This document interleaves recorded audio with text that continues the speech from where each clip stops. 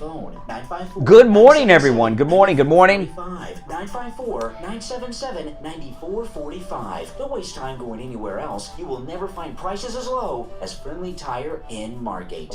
This is Dr. Mitchell. If you're new here, make sure... Was that puberty again? That happened yesterday. If you're new here, make sure you subscribe. Click that notification bell. We're live on the radio on a whole bunch of radio stations, both AM and FM. And we stream live while we're on the radio here with you guys. And we're live in Morning Drive from 6 till 9 a.m. weekday mornings, Monday through Friday. This is our top of the hour break for the show. As well as the latest state-of-the-art non-invasive treatments for erectile dysfunction, private IV suites, personal patient advocates, and comprehensive wellness, all in a spectacular new setting. Call me at my new office number, 561-320-8893. That's 561-320-8893 to schedule your appointment today. All right, here we go.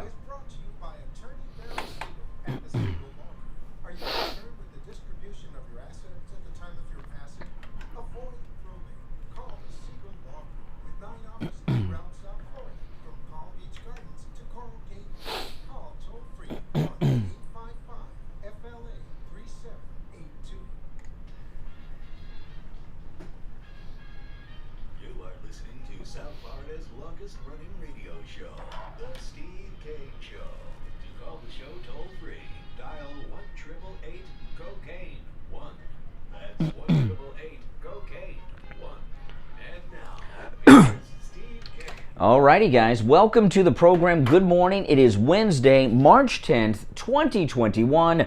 My name is Brian Craig. You are listening to Florida's longest-running radio show, The Steve Kane Show, on the radio. Since 1977, we broadcast live here in the mornings from 6 until 9 a.m. Eastern on 96.9 FM, 95.3 on the FM radio dial, AM 1470 on the AM dial.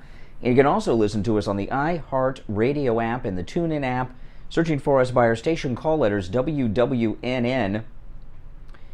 And, of course, you can watch us live stream on YouTube. Just search for me, Brian Craig, on YouTube. Brian Craig on YouTube. Very active chat room. And, of course, live streaming each and every morning on YouTube. And I upload a lot of other content there, too, including my podcast and live streams from home. And sometimes on my travels around town, I'll throw up some videos and vlogs and live streams. So, Brian Craig on YouTube. Make sure you are subscribed. All right, well, lots happening. Lots going on. A crisis at the southern border. And people other than Fox News Channel are finally asking about it to Jen Psaki. We're going to talk about that coming up a little later. And I didn't get to this yesterday, and I didn't really think it was something to talk about. And then there was a happening involving it yesterday.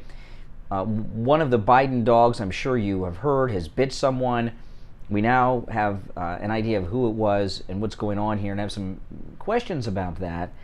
And a huge story today. My Pillow's Mike Lindell has announced that he is starting his own social media platform. I'll go through a story on this in some more detail in a little bit. And right before airtime, one of our viewers on YouTube tipped me off to something in one of the articles, which I'm going to get into some detail about coming up, that I just read a few minutes ago, which is pretty crazy stuff, but it is very typical. So I've known for a while that Mike Lindell was doing something involving the social media sphere, and I was waiting for him to make the announcement, to bring the announcement to you, and he says it could be very soon. It could be as soon as 10 days, but it also could be a couple months off. And this is a pretty exciting thing. It really is. You know, he has been banned from Twitter. Not only has Mike Lindell been banned from Twitter, but My Pillow's been banned from Twitter. And the, well, I guess it's been a motivating factor for him to move a little faster on his own social media platform. But, you know, we saw with Parler, and I want to ask you guys what your thoughts are for this. And this is probably not a very original name, but he has not announced what the name of the Mike Lindell social network would be, but I think what first comes to everyone's mind, this is not unique to me, I'm sure this has come to a lot of your minds. A great name for it would be Pillow Talk. You guys like that, Pillow Talk? The new social media platform from My Pillow's Mike Lindell, Pillow Talk. I think that'd be a great name for it. It was a movie with Rock Hudson, and who else was in that? Anybody remember? I've never seen Pillow Talk. I've seen it talked about on TV and seen clips of it when they do specials on movies. Never saw Pillow Talk, but it was a Rock Hudson movie, wasn't it? I think it was a Rock Hudson movie, Pillow Talk. That would be a perfect name for it. This is what I told you about. When conservatives started getting knocked off of social media for different things and they talked about it, I told you guys then, don't worry, that the capitalist system, there's a demand for something, and some big corporate guy is going to come out with a new platform that's going to be an alternative to that. And that's where people will flock to. We had Parler, which has had a rough start, and I don't know how viable Parler is, because not being in the app stores makes it very difficult. I don't know if in the social media environment today, if you can survive as a social media platform without being in the app stores. And Parler probably never will be. If they get lucky, they'll get in one of them.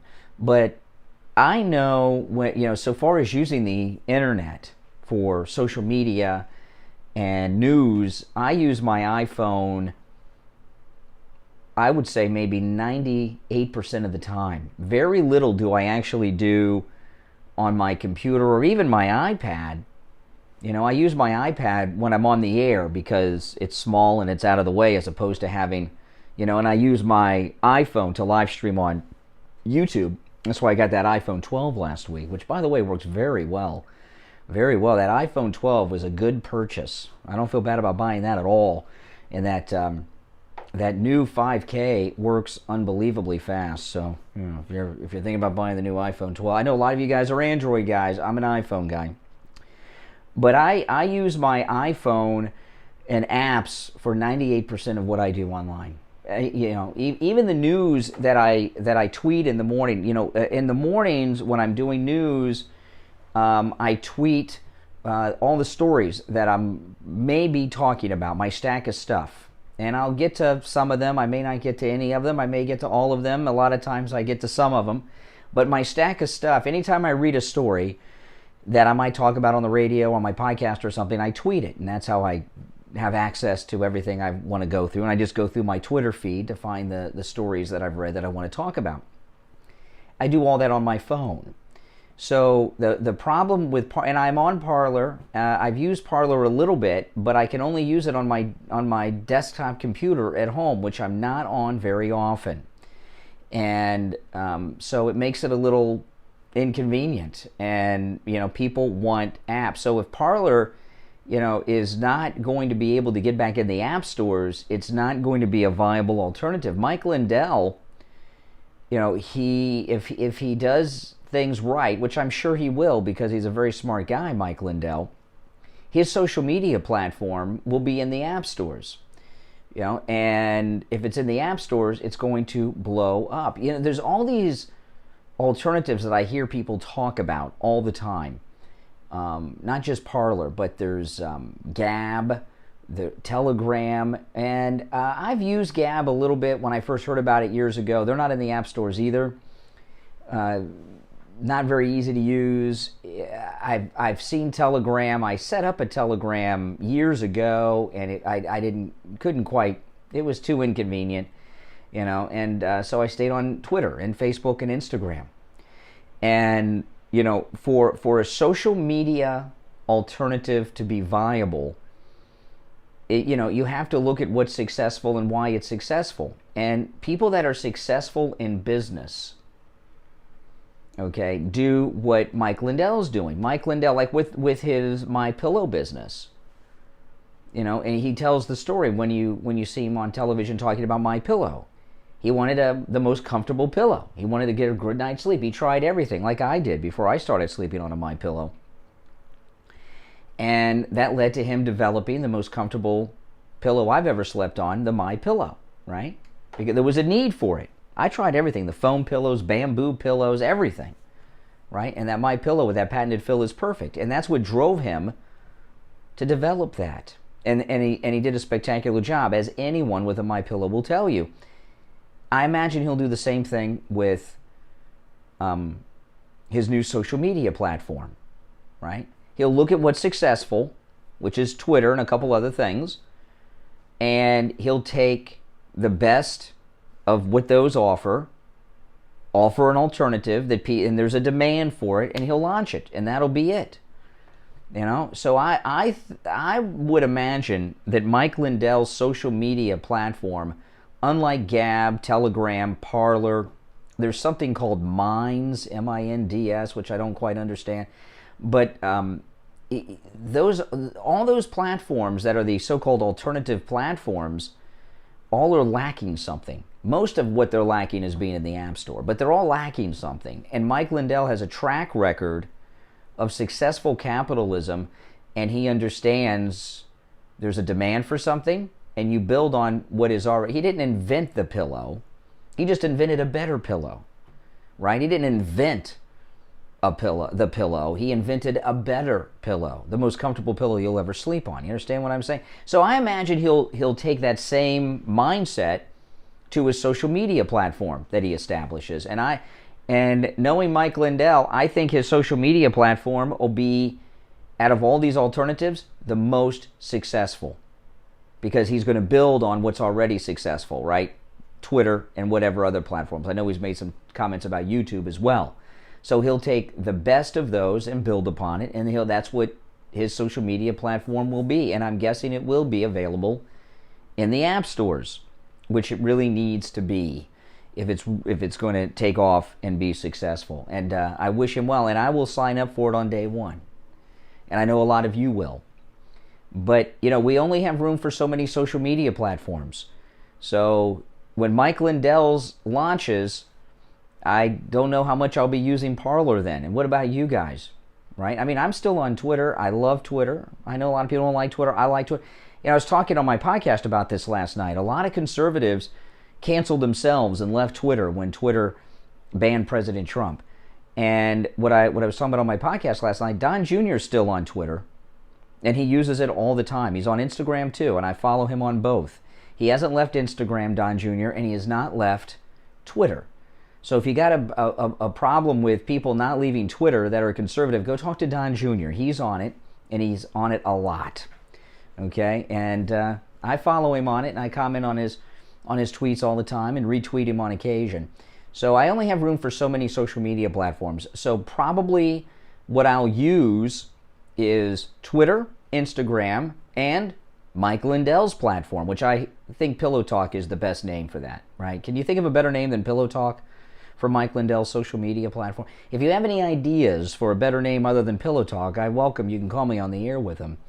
But would you leave Parler, Telegram, and Gab for the Mike Lindell social media platform? Me? I would. All right, now listen, I'm going to take our first break of the day. When we get back, I'll take some calls. So if you're on hold, stand by. Our number, toll-free, 1-888-GO-CANE-1, 888-465-2631. I'll also bring up some other topics as well. Don't you go anywhere, all right? This is Florida's longest-running radio show, The Steve Kane Show, on the radio since 1977. We'll be back after this. South Florida's FM Money Talk Radio Network, WWNN, Pompano Beach. Brian Craig here. I've been telling you for years how great MyPillow products are, but don't just take my word for it. This is one of our listeners, Todd. He bought the MyPillow mattress topper, and he called us live on the radio to tell us about his experience with the MyPillow mattress topper. Yeah, I'm calling to get testimonials about my pillow topper. You ordered the MyPillow, the mattress topper? Yes, I did. Yeah, tell me about it. Well, I was thinking about buying a new mattress because my old mattress was getting old. So my wife's like, why don't you try that pillow, that mattress top? I went on, I used your promo code Kane. Steve Kane Show. Great price. Got it home and used Hey, John. it the last 3 nights. It's fantastic. Oh, that's awesome. It's like a whole new mattress. I talked to other listeners with the MyPillow mattress topper, and they come in all sizes. The mattress companies have turned into con artists. When I was a kid, mattresses were two-sided. You'd have the mattress, then after a while, you'd flip it over, now you can't flip mattresses anymore. They don't make them that way anymore because people weren't buying mattresses enough. So the mattress companies stopped making two-sided. Those of you that are new here, make sure you subscribe, click that notification bell, and share this video on all your social media platforms. Get the word out about the video. That helps a lot. So I'm just reading an article that I'm going to talk about coming up. Yeah, it's fantastic. I really love it. I sleep really good. Well, that's great. Well, I appreciate that. You guys out there, remember, promo code KANE, K-A-N-E. Now, when you use the promo code KANE, K-A-N-E, at MyPillow.com, save 30% off your MyPillow mattress topper and receive 2 free MyPillows. But you got to use the promo code KANE, K-A-N-E. 30% off the MyPillow mattress topper. Turn your old mattress into a big MyPillow mattress. Promo code KANE, K-A-N-E, at MyPillow.com. Listen to the Steve Kane Show on iHeartRadio. Just search for WWNN. Alrighty, welcome back. I'm Brian Craig. This is the Steve Kane Radio Show, Florida's longest running radio show on the radio since 1977. Good morning, John in Wellington. What's up? Hey, Brian, good morning. First of all, Pillow Talk, I believe, was Rock Hudson and Doris Day. Yes, Doris Day, that's right. And you opened up the show by discussing Jen Psaki. And I would like to thank her for putting liberal double standards on the front burner, because every single time she opens her mouth, she just exposes what the liberals are all about. I don't think any time in the history of White House spokespeople have so many words been spoken and nothing has been said. This woman runs around in circles, she chases her own tail, and never answers a question. Well, she's causing a lot of trouble for Biden. I'll give you a prime example of it. She's into this George Orwell newspeak. She changes words and things like this. This border issue, there's a ton of unaccompanied minors at the border, and they're putting them in the same facilities that Trump used because they were there and put in by Obama, and that's when they said children in cages. So she just changed the name. Instead of children in cages, they're being detained in containers, and she just uses different words and phrases to describe the same place. Overflow facility is one she used yesterday, as opposed to the cages, and people are picking up on this, and she's doing a lot of damage to the Biden White House because she's not very good at her job, Jen Psaki. Well, she's doing a lot of damage to the Biden White House, but Biden is aware of it. I don't think Biden's aware of anything. I don't think he knows what day it is. No, there's a poll out today that 50% of those polled don't believe he's cognitively up to the job.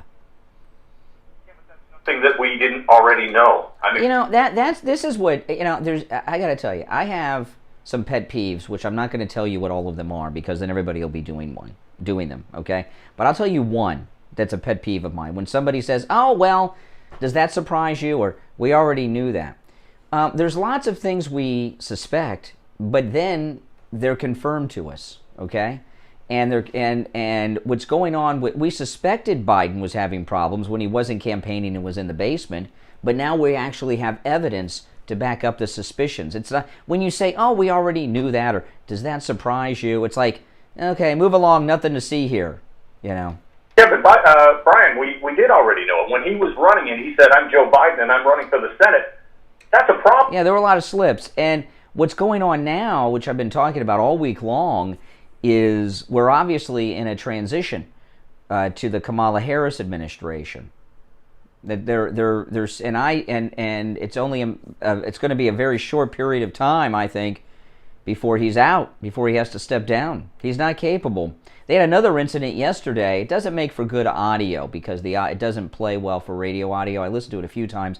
He was at some retail store doing a moment, and the press tried to ask him questions, and Jen Psaki she was doing everything she could to overtalk those mics to keep him from getting one single question from one of the friendly Democrats in the White House press pool.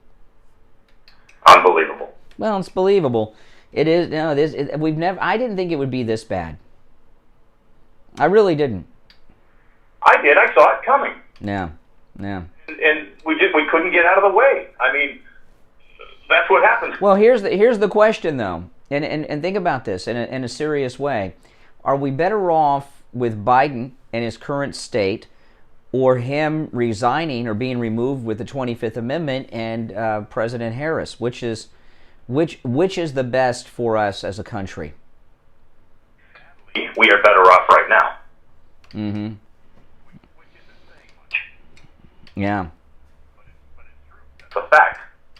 You know, when you have someone, at least Biden was vice president for 8 years. When you have someone who comes from the Congress, they have no experience in any type of executive position, like Hillary Clinton. And when it comes, that very few presidents come from the Congress. There's some exceptions to the rules, Obama and Kennedy, okay, and you know, but most of them come from governors.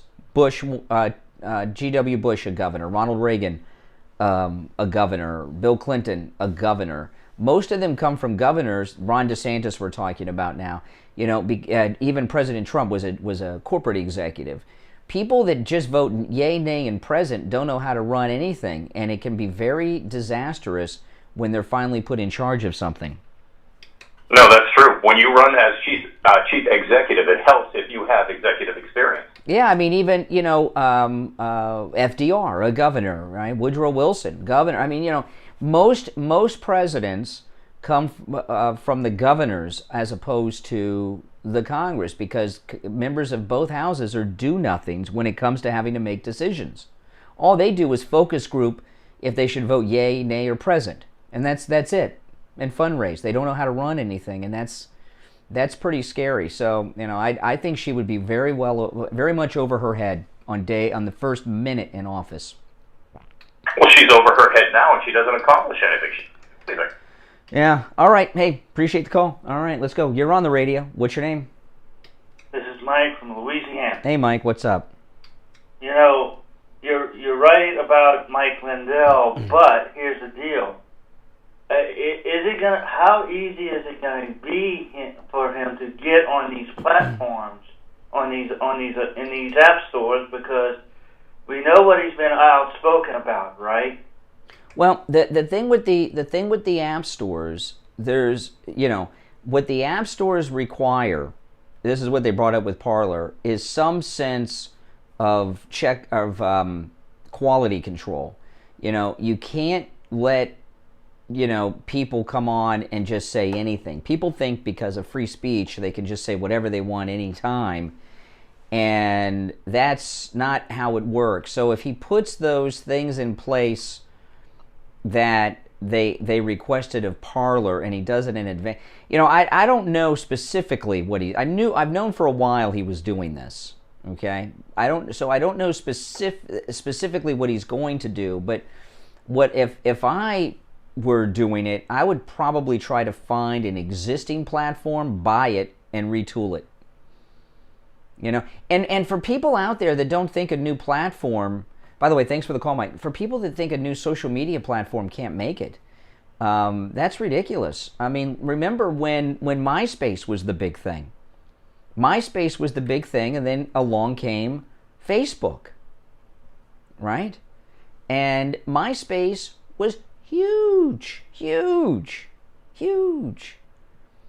And Facebook was around after MySpace, and people didn't like Facebook. They didn't understand it. They stuck with MySpace, and now MySpace is done. I mean, it still exists. It's online. I don't know what it really is used for, but it was destroyed. And Twitter, there's been a huge abandonment of Facebook to Twitter. And Twitter came along long after Facebook was the established leader. So, you know, there's always something else that will come along. And that's why I haven't been freaked out about all these things that have been going on, because I knew someone like Mike Lindell would come out and create something that there's a demand for. That's how the American capitalist system works.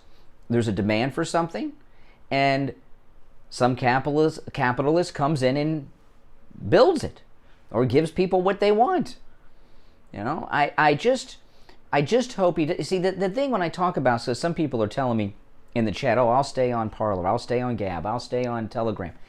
I only have room for so much. And if I take it out of social media, I don't watch too much... we have cable because it's almost free because I have to have the internet at home, right? But I don't watch things on my cable box at all. Most everything I watch are on apps. And what I watch, these are the apps I have that I use regularly, right? YouTube. I watch more YouTube than anything else on my TV, too. Now, if I'm watching my TV, I'm probably watching YouTube. I even watch Newsmax TV on YouTube. I watch them on their YouTube channel. They live stream. So at YouTube, Hulu, Amazon Prime. I have Netflix, but don't really watch it much. I have the CBS app, which is the Paramount Plus, because they have all the new Star Trek shows. So I have to have that app to watch Star Trek. And I have Disney Plus. Those 6 apps, right? And Netflix I don't even really watch. But that's it. And I don't have time for many other apps, really. I mean, I don't have time to watch a lot of television, so, you know. Oh, there's one other one I have. I have the Discovery app, that new Discovery app, which I think is very good. I mean, it's excellent. My wife and I love ID, so we watch that a lot. But I don't have room for HBO Max or any of these other apps. You get my drift? So when Mike Lindell's social media platform comes along, I'm going to be Twitter, Instagram, and that primarily. You know, I mean, how thin can you spread yourself on social media platforms? And that's probably how it'll go for me. All right, it's 6:30 in the morning. I'm going to take our break for the bottom of the hour. If you're on hold, don't go anywhere. Our number toll free 1-888-GO-KANE 1-888-465-2631. I'm Brian Craig. We'll be back right after this. I promise you. Hi, my name is Tom Laporta, the owner of Laporta Steve Kane Show. Roofing and Restoration. We have been in the roofing and Steve Kane Show. construction industry since 1982. We are state of Florida certified roofing and general contractors, focusing on residential and commercial roofing, impact windows, and building restoration. If you have noticed any water stains on your ceiling, or if your roof is older than 15 years, you will want to call us to come out and evaluate your roof. Our services run from minor repairs to complete new roof systems. We install every kind of Well, I like Disney Plus. asphalt shingles, or concrete tiles, standing metal, you know, they got all the Star Wars there, which I like. tile systems. And I never watched the Marvel movies, and I started watching the Marvel movies to make sure your roof a while back. I'm like in the middle. I'm watching them in the timeline order. So don't delay and call us at 954. The last one I watched was like a week or so ago, Civil War. Free home inspection and estimate. Our website is www.laportacontracting.com, where you will find our latest video and live testimonials from a few of our past clients. Our number again is 954-604-4602. Have you ever picked up a towel set because it felt really soft in the store, but when you go to use it, it's not very absorbent? It's basically a towel that's leaving you out to dry. Mike Lindell, Trump supporter and inventor of MyPillow, has developed a towel that actually works. Towels that actually dry you. MyPillow is debuting the MyPillow 6-piece towel set that includes 2 bath towels, 2 hand towels, and 2 washcloths. They come in a variety of colors, and right now, when you buy one set, you get another set free. But you gotta use the promo code KANE, KANE, at checkout. Oh, hey, Australia. MyPillow.com. Click on the radio listener specials. MyPillow products come with a 10-year warranty and a 60-day money-back guarantee. James, can you message me on Twitter about that? James just messaged me about the tent. Are you local? Message me on Twitter. And we'll talk. 716-4879. That's MyPillow.com. Promo code KANE. Kane. The Steve Kane Show is brought to you by Attorney Barry Siegel at the Siegel Laundry. Are you concerned with the distribution of your assets at the time of your passing? The CBS app morphed into Paramount last week. And I have the CBS app because they have all the new Star Trek shows, like I said. Call toll-free 1-855-FLA-3782. Listen to the Steve Kane Show on iHeartRadio. Just search for it. All right, welcome back. 32 minutes after the hour. I'm Brian Craig. This is Florida's longest running radio show, The Steve Kane Show. You're on the radio. What's your name?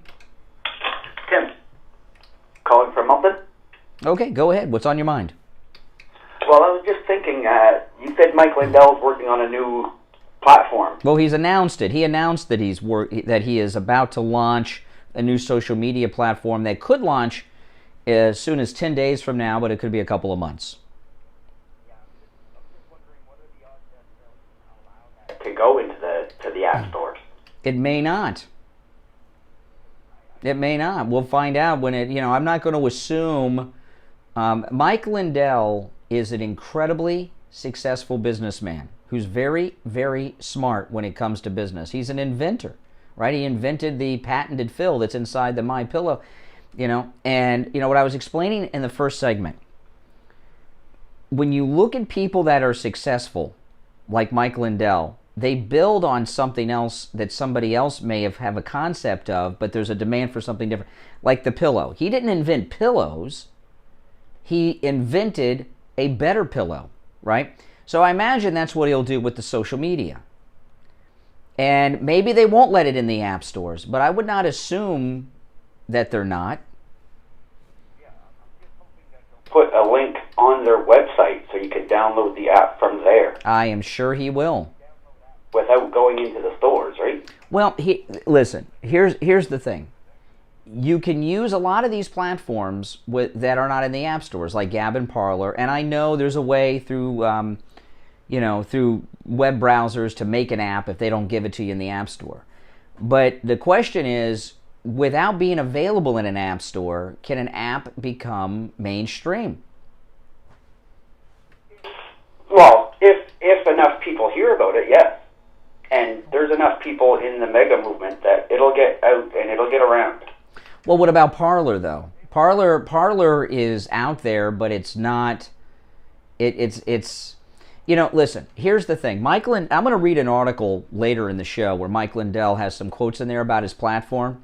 But one of the things he says is it's going to be a social media platform for everyone and all views and all creators. So, what happens with a lot of these things like Parler is it becomes the conservative alternative. And to be huge and be successful, you have to be open to diversity of opinion, which he is. For sure. And I think he's too powerful to keep down. Like, he's got too much support. They won't be able to stop him. He's become a cult hero, is what he's become. Yeah. The promo code King on Saturday, and I should have my pillows by Friday in the mail. Oh, that's awesome. That's great. That's right. I appreciate that. KANE, promo code Kane on all the MyPillow products. I've been sleeping on my MyPillow for over 2 years now, and it's the same pillow, and it's just like the day it arrived in the mail. Because I wash it every week. I wash it and dry it every week. And it's great. You got the Giza sheets too? I have the MyPillow 100% Giza Cotton Dream Sheets, which are the best sheets I've ever had. I mean, because the thing I really like about them is that bottom sheet fits over all four corners perfectly without effort. Like if you're making your bed and you're that bottom sheet, that fourth corner, you've always got to pull with all your strength and it never quite fits right. The MyPillow Giza Dream Sheets, you can make the bed 2 fingers, each 4 corners, boom, it's right there. 30%. Oh no, I think the Giza Dream Sheets, buy one, get one set free with the promo code Kane, K-A-N-E. Yeah. All right. Well, thank you for calling. Good morning. You're on the radio. Now that you're turning 50, are you going to buy the old Giza pants? No, I think I'll still stick with my jeans that I'm wearing, my Old Navy jeans. Anyway. Yeah, well, next month I turn 50. That's correct. But you know what? I'll still be younger than you. This is true, but you'll always be younger than me. I mean, that's for sure. Steve. Well, everybody's younger than Steve. Steve. Every living person is younger than Steve. Anyway, what's happening now is you're fantasizing about DeSantis running in 24. He's not even he won't even get reelected in 22. Oh. Who they're running against? Well, it looks like the one Democrat in Florida who holds statewide office, this lady agricultural commissioner, she looks like she's running against him. Well, it's not going to matter because he's Well, this is no. I'm glad you called in. By the way, this is Liberal Al. Somewhat, you say that Ron DeSantis is not going to run for re-election. Why should he be replaced as our governor? He's done a fantastic job with the lockdowns and COVID. Why should he be replaced as governor? Forgetting about the fact that he's a Republican, you don't like Republicans. Give me an example of something he's done that makes you say we need a new governor. Ron DeSantis isn't doing the job. What he did to Rebecca Jones, the scientific person who was tracking the data for COVID deaths, is well. When you're in the middle of a when we're in the middle of a pandemic, you should not, and you've been terminated from your job. You should not be accessing things that don't belong to you, data that belongs to the state government. But what has he done as governor that makes you say, this guy's no good, he's incompetent, we need a new governor? He's the Myers-Leonard of governors. What does that mean? Well, Myers-Leonard is a basketball player who said a Jewish bad name recently. I'm not going to say anything. I saw that story. Oh, yeah. The guy that was playing the video game, you know. So you can't. So basically what you're telling me, Al, is Ron DeSantis has done such a great job that even you as a Democrat cannot think of one thing that he's done wrong during this pandemic. You know, today is Wednesday, and this is a very important Wednesday. This is the most important Wednesday in a long time. You know why? Why? 10 days ago, CPAC ended. And CPAC actually began 2 weeks ago. Began 14 days ago. The official start was Thursday, 2 weeks tomorrow, with Ron DeSantis, but people were arriving at CPAC 2 weeks ago today, and it ended 10 days ago today, and it was in Orlando, Florida, and I have not heard of any COVID super spreader incidents coming out of CPAC this year, even though there were many last year when it wasn't in Florida. So that's very exciting, and I don't know how many people in the media are going to pick up on this. I got a great question for you. March 11th of 2020. What did Donald Trump say March 11th of 2020? I have no idea. Tell me. Way. It is. Look. It's gonna go away. Well, and it has been, hasn't it? That's why we've had in Florida, just in the past couple of months, we've had the Super Bowl and we've had CPAC, no huge incidents. And by the way, Walt Disney World and the other theme parks of Florida, Busch Gardens, Universal Orlando, have been open since July. And I have not heard of any incidents involving COVID coming out of the theme parks that have been open since last summer, when you were attacking Donald Trump for saying things are going to get better over the summer. If you look at our theme parks, he was right. Well, we've had a constant stream of deaths over the last year. Well, there's always going to be death. There's always going to be death. Okay? I mean, no one can end death, sadly. Well, I don't know. If we ended death, the planet would be overpopulated. But what I'm telling you is this. You said you were attacking and mocking President Trump because last year he said in the summer things would be better. Last summer, in July, Walt Disney World opened up, and here we are approaching almost a year later, and there hasn't been any stories of any spreader events coming out of our theme parks here in Florida. So I think President Trump was right, and Governor DeSantis has done a great job, hasn't he? Well, you think he's done a great job. I think it's not because he's a Republican. What he did to Rebecca... oh, who cares? You know, someone's taking government data. I mean, we're talking about this you're talking about some petty thing with some girl who was causing trouble. I'm not interested in her, and we're not going to talk about her. We just went through a major pandemic where this entire country was shut down. People still are not traveling like they were. The tourism industry has pretty much dried up worldwide right now. And Florida, whose number one source of economic stability is tourism, and Ron DeSantis has kept us going. I mean, he's a miracle governor who should be an example to governors everywhere on how to run a state during a crisis. Well, I'll talk to you on Friday because I got to go see Dr. Gupta tomorrow. I'm looking forward to that. Great. Great. Well, listen, you're wrong about so much, but when it comes to the greatest dentist around at prices that are unbelievably affordable, Dr. Gupta, you make a good choice there. All right, Liberal Al, take care. All right, let's take a call. Good morning. You're on the radio. What's your name? Robert.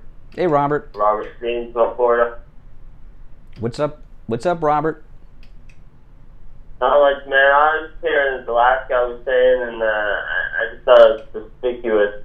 I hear all these people talking crap on Trump about how he didn't do well. No. How he just isn't it's like, what are you talking about, dude? You have no clue yourself. Yeah, I know. It's interesting. You travel a lot, I guess, because yesterday you called me, and where were you yesterday? Connecticut or Pennsylvania? It's like every time you call me, you're in a different state, a different place. I don't know. I know you get around a lot, or you're just a liar. You're on the radio. What's your name? Hey, it's Mike in Boca. Hey, Mike. Liberal Al, he's been on for a long time today. Yeah. If you notice, he said nothing about his president. And then there's Kamala. He said nothing about that. Yeah. He's trying to rip his business. And Nikki Fried, if she actually does run, she's gonna get burned. She's not gonna win. Well, she said something. She implied something yesterday. She implied yesterday that Governor DeSantis had COVID, kept it secret from the public. And of course, I don't know when he had time to keep it secret from the public, because during the whole pandemic, he's been somewhere every day doing something publicly. He's been every day in the last 2 months at some senior village somewhere in Florida. Yeah, so as soon as I heard that she said that, I was like, oh, she's running for governor. I thought Charlie Crist might go try to run again. They're saying that Charlie Crist may run. Yeah. They're saying he may run. Either one of them are going to lose. I just read that article about Mike Lindell, and if it comes around, I'll go on it. Of course. We'll all use Mike Lindell's social media platform. We'll all be over there. I never left Twitter. I never left. Actually, it was in Gab years ago, but back then it was pretty bad. But I never left. Well, here's the thing. I don't want to be involved in a place that is just a conservative place. I want to be in a place where I can reach as many people. I wonder if President Trump is going to be involved in this Mike Lindell venture. See, President Trump was successful on social media not because he was on some conservative alternative platform. It's because he was on a platform reaching everybody, diversity of thought. And Mike Lindell says that his social media platform is going to be a space for everyone. It is. I'll go on it. I hope for the best for him, because he's spent a lot of money on the lawyers and him retooling to get business outside of those 20 events. Yeah. So yeah, he's going through a lot, and he think about it. He's lost $65 million this year already because of the retailers like Kohl's that have kicked him out. The MyPillow products, and he is still spending. I don't know how much. I couldn't even fathom how much it must cost to start a social media platform. It could cost hundreds of millions of dollars, really, who to do it right, and he's doing it. He's going to have some investors that we don't. I don't know. Well, there's every single person. We can all become investors by buying MyPillow products, using the promo code Kane, of course, because Mike Lindell needs all the help he can get, and that $29.98 MyPillow is a pretty good deal. I bet you I have this MyPillow. I bet you he does. President Trump and the First Lady Melania Trump sleep on MyPillows. You know that. Yeah. Do you think Pillow Talk is a great name for Mike Lindell's social media platform? I think it's good, but I think of some kind of late night show when I hear that. You know, the old voice shows. Well, I don't know. Do you have a better idea? I kind of like that one. I think he might use something more of a stronger, freedom type or biblical, something biblical. Oh, you think it'll be something biblical? Oh.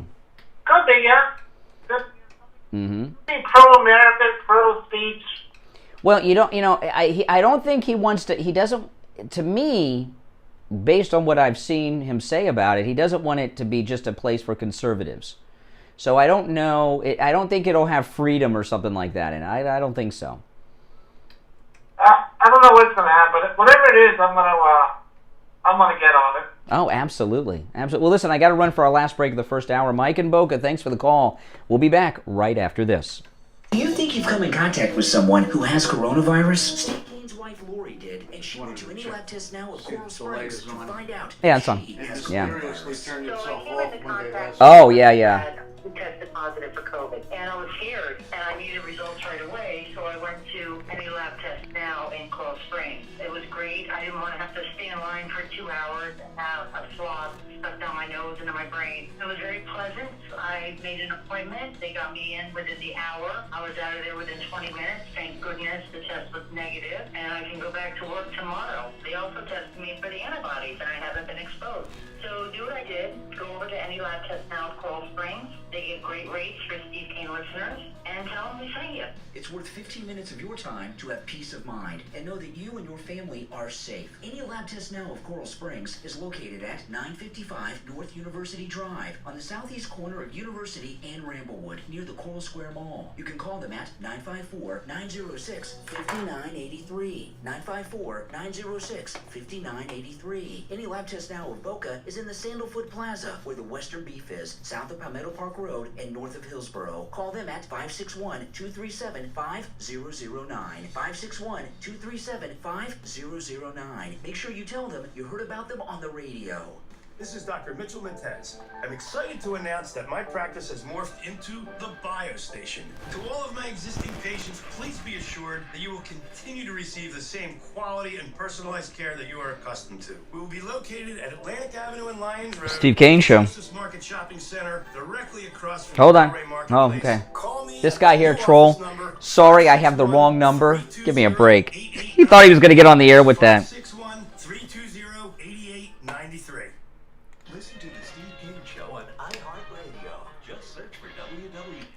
All right, welcome back, everyone. My name is Brian Craig. This is the Steve Kane Radio Show. So Mike Lindell starting his own social media platform. And there's an article in Business Insider about this. And a listener picked up on something at the very bottom of the article that I missed. And they sent me the article. And this is amazing. This is an entire... I'm going to read through this article because it gives us some details and some quotes from Mike Lindell about his new social media platform. And when I tell you that they are looking for a way to destroy Mike Lindell, I'm not exaggerating. Listen to this. At the very bottom, this is an... Let me see who wrote this article. Is it the author of the article? Let's see. Yes. This article in Business Insider is written by a writer named Grace Dean, and it goes through the whole story, which I'm going to read to you. And then at the bottom of the article, it says this. Do you work for MyPillow? Got a tip you want to share? Contact Grace Dean via email, and then it gives her private email address, which I'm not going to give you. But if you find the article, it's there. And then she writes, always use a non-work email. So what the writer of this article is looking for is dirt on Mike Lindell, and she's fishing here. So she's hoping that some insider from MyPillow will email her some dirt on Mike Lindell. Let me tell you about Mike Lindell. They have been after this guy like they were after Trump on a lot of things, and they have done all kinds of background search on this guy, and they have found nothing. And to do a fishing expedition like this shows that they are desperate to find some dirt on Mike Lindell. Good luck. He's already confessed his past. And now, if everybody didn't know about his past, a lot of these things would be a shock. Okay, now here's the article. I'll read you. This is the article written by that person that's looking for some insider. She's trying to be like Project Veritas. Listen to this. MyPillow's CEO, Mike Lindell, the Trump ally who was barred from Twitter, plans to launch his own social media site. The platform could launch within a month, Lindell said on Charlie Kirk's podcast Friday. Every single influencer person on the planet can come there. This is Mike Lindell talking. You're going to have a platform to speak out, Lindell said, adding, it's not just like a little Twitter platform. Okay? He said he'd been working on the site for 4 years. Mediaite also reported on this. Okay? Lindell spoke out about cancel culture. He says his Wikipedia page has been changed into something that he's not, without giving specifics. And, and he goes on about his past a little bit. And he says his social media platform would offer an alternative. We're launching this big platform so all the voices of our country can come back and start telling it like it is again, Mike Lindell said. It will be where everything can be told because we've got to get our voices back. People will be able to talk and not walk on eggshells. So that's what he said about the social media platform. I'm excited about it. I'm looking forward to it. I hope it launches soon. He says it could be as soon as 10 days. So I will be there for that. And I know you guys will too, because we all love Mike Lindell. No doubt about that. This is a follow-up to what we've been talking about a lot lately. Listen to this. This is in Breitbart. A new poll says that 50% of likely voters, see, this is an important thing. Likely voters is the most scientific of all polling, okay? Whenever you see political polls, there's different levels of scientific accuracy. One is a poll of Americans. Americans, they may not be registered voters even. So that's not a scientific poll. The next are registered voters. A lot of people are registered but never vote. So a poll of registered voters is more accurate but still not scientific. A scientific poll on politics involves likely voters. Likely voters are defined as people that have voted in the past 2 elections and tell the pollster they plan on voting in the next. Okay, so this is a scientific poll. A new poll says that 50% of likely voters are not very confident or not at all confident that Joe Biden is physically and mentally up to the job of being president of the United States. 48% say they are very or somewhat confident. And this is a Rasmussen poll. So, yeah. So this is a pretty serious one. It goes through some other breakdowns on things. I'm going to stick by what I've been theorizing all week long. Biden has had a series of problems over the last week to 10 days, right? They cut him off twice last week when he wanted to take questions. I mean, he's the president of the United States. If he wants to take a question from anyone, he could take a question. And they're cutting him off. And the press aren't really covering that. You know, the press was so hostile to Trump because he wasn't polite to them. Well, at least he took their questions. No matter what, he was taking questions from these people. Right? Yeah. And this guy's not taking any. They cut him off twice. There was that incident yesterday we talked about where he forgot the name of the Pentagon building. He couldn't remember that. Plus, he couldn't remember the Secretary of Defense that he just had chosen to run the entire military. And now this Rasmussen poll. And this is a lot of setting the stage for coming in and either getting him to resign or removing him with the 25th Amendment. And the way that they're doing it is very clever because when they do it, they'll do it as if they're helping him, right? And they're not helping him at all. If they were helping him at all, they would have had somebody else as the nominee. But they chose him for whatever reason. Now they want to replace him with Kamala Harris. And they want to do it soon. And it's going to, the way things are going, it could happen any day. It could happen any day. There was another incident, I don't remember which head of state this was, but Kamala Harris took another meeting yesterday with a foreign head of state. Now, this is highly unusual, and she's been doing it on a very regular basis.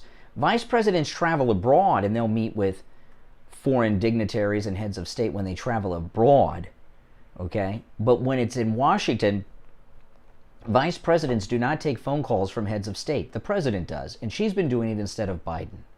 This is highly unusual. It's only been reported just a little bit in conservative media only. And I've been telling you all week, the transition has begun. And they're making the move to do it because the vice president has no power, has no authority. She can't give orders to anyone. She can't get the janitor to take out the garbage constitutionally. So the government, they can get by a little bit, but the government cannot function with the vice president not moving up to be the only authority the vice president has is the tiebreaker in the Senate. There's nothing else they can do. You know, so the transition not only has begun, it's going to be official sooner rather than later. And I expect any morning we could wake up and find out it's happening. It's getting that bad. And everything they are doing is preparing the American people for it. That's why this Rasmussen poll is getting a lot of press today. I saw it in many places. Right? This is the kind of thing they would normally suppress, or the poll would be by a conservative pollster as opposed to Rasmussen, which is more mainstream. This is all setting the stage, and anytime you get an alert on your phone, it could be the announcement that President Biden has resigned or will resign at this time, or the 25th Amendment has been put in play. I don't think Jill Biden is... I think she's in charge of the family, okay? Especially at this point. But she's not going to give up that first lady spot. That's not something that's easy. And you know what? Joe Biden still got to sign the document. Once these people have power, even Biden in his reduced mental state, it's not going to be easy for him to sign a resignation. It's only happened once before with Nixon in a very disgraceful situation. So he in his mental state is not going to be all that open to resigning from office. And you know Jill doesn't want to do it either. So there's a definite plan in the works on how they are going to accomplish this. But they whoever the other side is that's not on the Biden team in the White House, they're already making their moves to do it. They're just figuring out how they're going to do it and when. And they want to do it yesterday. You can tell by the way things are going.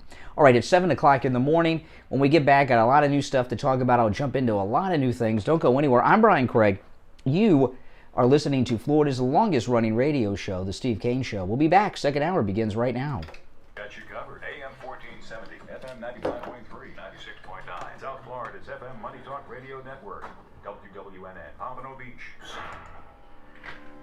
Do you ever ask yourself, will I ever be able to retire? And if I do retire, how do I stay retired? Well, the good news is our friends at I Will Advisors right here in Coral Springs can help you answer those questions. I Will Advisors have a unique approach to income and retirement planning that's focused on your needs and desires for a successful retirement. Debbie Klatzoff and Dan Frazier at I Will Advisors want to talk with you and provide you with an income for life report. This report will help you map out how to control when you can retire. And make sure Hello, everyone. If you're new here, make sure you subscribe, guys. And Dan Frazier at I Will Advisors, 954-753-8080, 954-753-8080. I Will Advisors, your financial planning partners.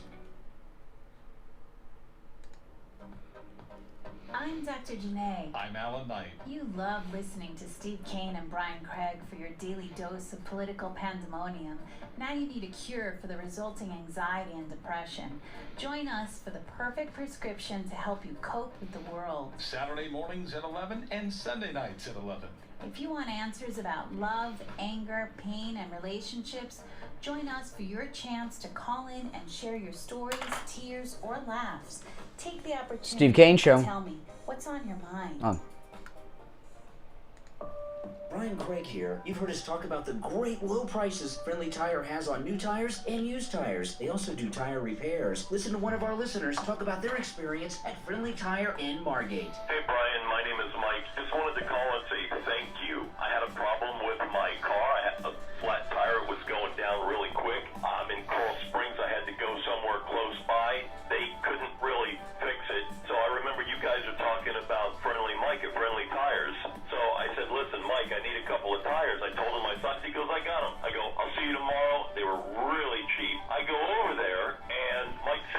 tires do you want to replace? They look relatively new. Steve Kane Show. I just got a big hole in that one. Hey, Carl, hold on. He goes, pull your vehicle in. I pulled the vehicle in. He took the tire off. He pulled out the plug that the guy in Coral Springs put in there, and he heat shielded it. He kind of patched it or whatever they call it. I don't know what they call it. And he goes, you don't need any tires. He goes, I fixed that one. Give me $20.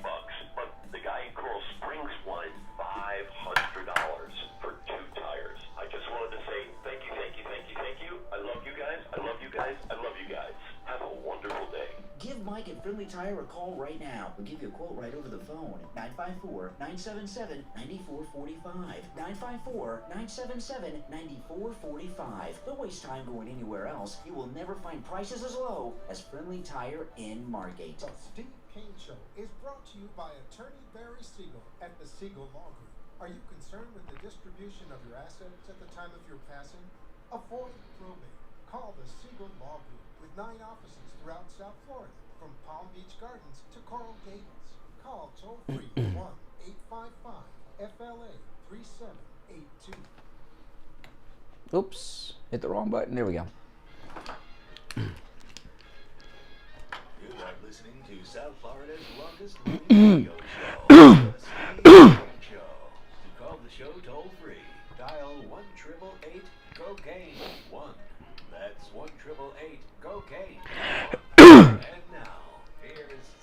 All right, welcome back, everyone. Hour number 2 has begun. I'm Brian Craig. You're listening to Florida's longest-running radio show, The Steve Kane Show, on the radio since 1977.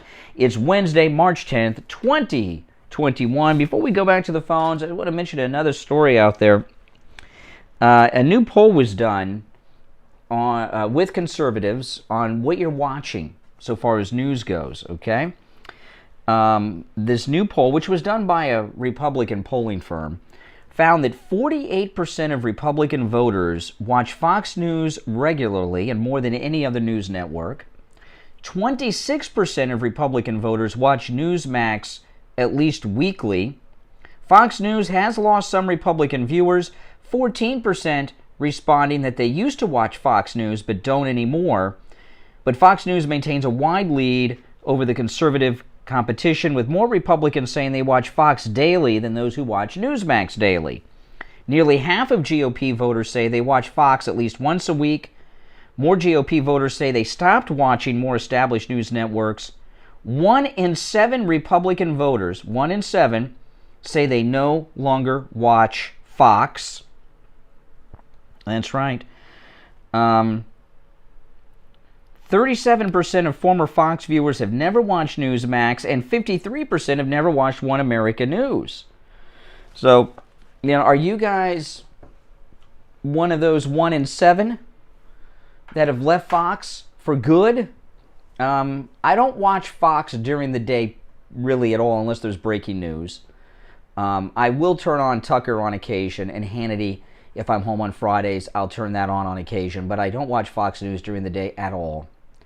And I haven't for a few months now. But what do you guys? How often are you watching Fox now compared to the past? And what are your thoughts on Newsmax? Here we are 3 months or so into the rise of Newsmax. What's your opinion on the current state of Newsmax as well?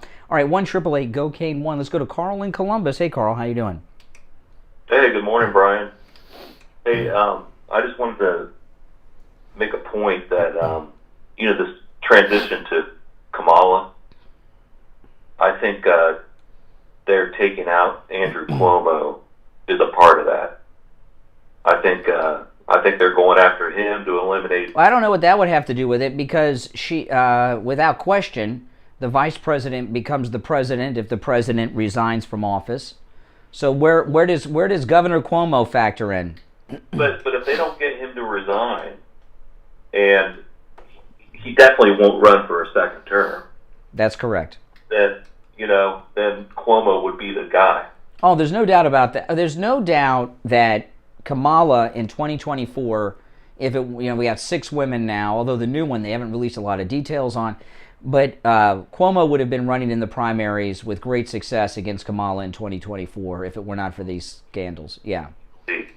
I mean, even with, that's the reason they're letting this nursing home thing build up, and also the accusations about the. No, I think you're right on with all of that. Yeah, I think your analysis is absolutely correct that they don't want, even if Kamala becomes the 47th president, which she's likely to, most people think she will, a serious challenger like Cuomo before these scandals could have taken the nomination from her. I mean, he was like he was their star, you know. I mean, and now all of a sudden, she was like, she has experience as being in charge of like the state police. She was the state attorney general in California. Well, but the problem with Kamala, here's the problem with Kamala. Okay, hold on a second. Being the attorney general is not really being an executive like we're talking about. I mean, you're talking about making decisions on legal cases at the top levels, but no. But the problem with Kamala is that whatever job she had, all she was doing was running for the next one, like Obama. So you're accurate to say that there's some executive experience by being a state attorney general, but she wasn't really doing that job. She was preparing to be in the Senate. Well, what I was getting at was just that she knows how to like take other people out with that, having that job, Well, does it seem though that Kamala and her team are already doing a transition process? Does it seem that way to you? Oh yeah, big time. I bet you this. I bet you that she is that her and her team, whoever that is, I don't know if Obama's behind her. I don't think it's Pelosi, because Pelosi does not like her from the Willie Brown days. She looks down on her. But I think she's so far along, she's already decided who she's going to pick to replace her as vice president. I think she already knows. I think it's the DNC. I don't think it's like. You think the DNC? You think the DNC is involved in this transition, pushing it along? Oh yeah. I don't think it's Pelosi. But I think it's just the people that run the whole show behind, the scenes with her. Yeah. It's definitely happening, and it's going to be official. It's not going to be. Biden will resign, or they will use the 25th Amendment before the end of his first term, would be my prediction. Because we're not even 2 months in, and he's declined severely in the last month. Yeah, it's obvious. It's obvious, and it just makes you wonder what they did to get him through those debates. I mean. Well, they were spread out. They were far in between one another. Now he's got something every day where he's got to be, and that's not something that he's up to doing. Yeah. Who do you think she would pick to be her VP? Any guesses on that? I think. Oh gosh, maybe Bernie. Bernie Sanders. Oh my goodness. Wow. Oh my goodness. I didn't even think about that one. And then be running mates in 2024? Kamala and Bernie? I don't know if maybe. Well, one thing we know about Bernie Sanders, throughout his entire life, he doesn't like working. He doesn't. He's never really worked. His first regular paycheck is when he got elected mayor, and I think he was like 40 when that happened, right? So he's got a lifetime cushy job right now in the Senate, running for president here and there. I don't know. He'd have to resign from the Senate, which he'd never get back, to be vice president for a couple years with a maybe of being vice president for 4 more. I don't know. But that's not a bad pick. I bet she'd pick another woman. Maybe like, I don't know, maybe like Klobuchar or something like that. Oh my goodness. 2 women? Democrats, you got to understand what Democrats are all about, trying to get somebody to satisfy some group. So they having another woman, they've already got the women locked up, they figure, with Kamala. Mayor Pete. Oh, that would not surprise me. That would not surprise me at all. She's got to be careful not to pick someone that could overshadow her. Bernie Sanders, he's not a guy to sit back and follow the leader. Mayor Pete is. Oh, yeah, big time. Yeah, Mayor Pete's a good one. Yeah. Mayor Pete's a good guess. All right, Carl in Columbus, take care. You're on the radio. What's your name? Hey, Brian, Robert Jensen, Franklin, Kentucky. Having a hard time hearing you. You're on a speaker or Bluetooth or something. You got to get on the receiver. I can't understand you. Okay. All right. So now you're just lying to me. You're not. You're still on the Bluetooth. You're putting your mouth closer to the Bluetooth speaker, but it's not fine on my end. Okay, I'll call another time. All right, call another time then. Good morning. You're on the radio. Good morning, Conservative Doug. Oh, hey, Doug. How are you? What you just mentioned, I'm thinking that if Biden can't make it, if they could glue them together, I think that he'll resign maybe in the third year, the 3.5 years in. This way, she's already the president, so when she runs for president... Well, this is the thing. If he completed more than half of his term, okay, and then resigns, and Kamala becomes the 47th president, she gets to finish the Biden term, and then she's still eligible for 2 of her own.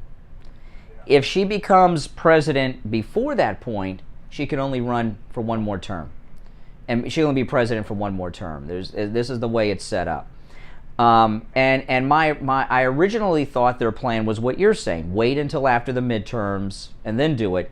But when you see him lately, he doesn't have 2 years of energy in him to do this job. You're right. It's a shame, but maybe they'll glue them together somehow. I can tell you one thing. The liberal Democrats I know all love Biden. They don't want to see him go. And I said, well, what about Cognitive decline? Oh, no, he's always had a stuttering problem there. You know, I have never heard this stuttering thing about Biden ever, and now they're all talking about him being... Have you ever heard... Like, Mel Tillis was a famous stutterer, and he used to stutter all the time when he wasn't singing, but I never heard prior to the campaign of Joe Biden ever being a stutterer, and I've never heard him stutter. Have you? I never did, but they come up with any kind of excuse and run with it. You know, we'll soon see. I mean, I can't see how much longer he has to last. Some kind of drug.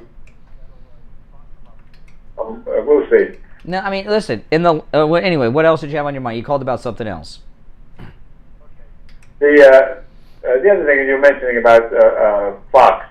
I'm a guy. I switch around now. I listen to Fox rarely. I listen to Tucker and Hannity if I can. And talking about that, Tucker last night. Did you hear the woman who was on that said that they put a man in the prison of a women's prison, and he raped an inmate? This is how stupid this idea is, putting men and women together. And no, I didn't hear that story. Was he a transgendered man in the ladies' prison? They put a man in the ladies' prison and he raped a woman. Well, this is not new in the prisons. I mean, if you guys remember, the serial killer Richard Speck was taking hormone treatments for transitioning while he was in prison, and he was transitioning into a woman. And there's always been these kind of things going on in prison. That's a real person who's trying to become a woman. But if anybody has to go to prison, oh, I'm a woman now, I'll go to prison and rape a woman. No. Yeah. Okay. And now Joe Biden says he wants to make maternity outfits for women to go in combat. Meanwhile, China is trying to make their men more manly. Well, what happened? What Biden said yesterday, which I thought was very strange. It's Women's History Month right now. We're in Women's History Month, and he announced all of these things that they're doing for women in the military, and they were so sexist. They're going to have new uniforms and new hairstyle regulations for the ladies, because ladies just care about their clothes and their hair. But then he said something which seems to me to be very strange and perhaps dangerous, but I'm not an expert on such things.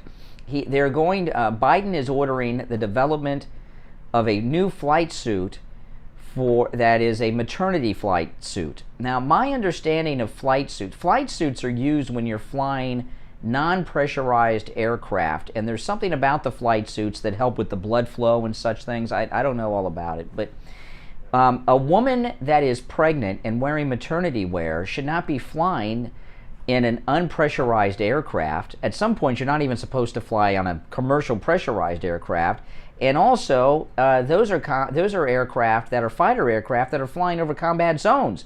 So is he talking about putting not just pregnant women, but very pregnant women that are like 6, 7, 8 months into their pregnancy in fighter aircraft over combat zones with maternity flight suits? What is Joe Biden talking about yesterday? How do they come up with these things? It's amazing to me. You say, you think you hear it all, and then all of a sudden something else comes out. How dumb? Sometimes I think they're just punking us. Yeah, I think you're right. One other thing I want to ask you, in your opinion. They say that the Supreme Court is now not doing anything against any.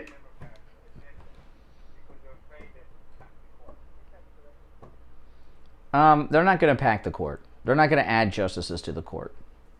They're not going to do that. They're going to keep it what it is. There was no Democrat more popular than FDR, and he couldn't do it. He tried to pack the court.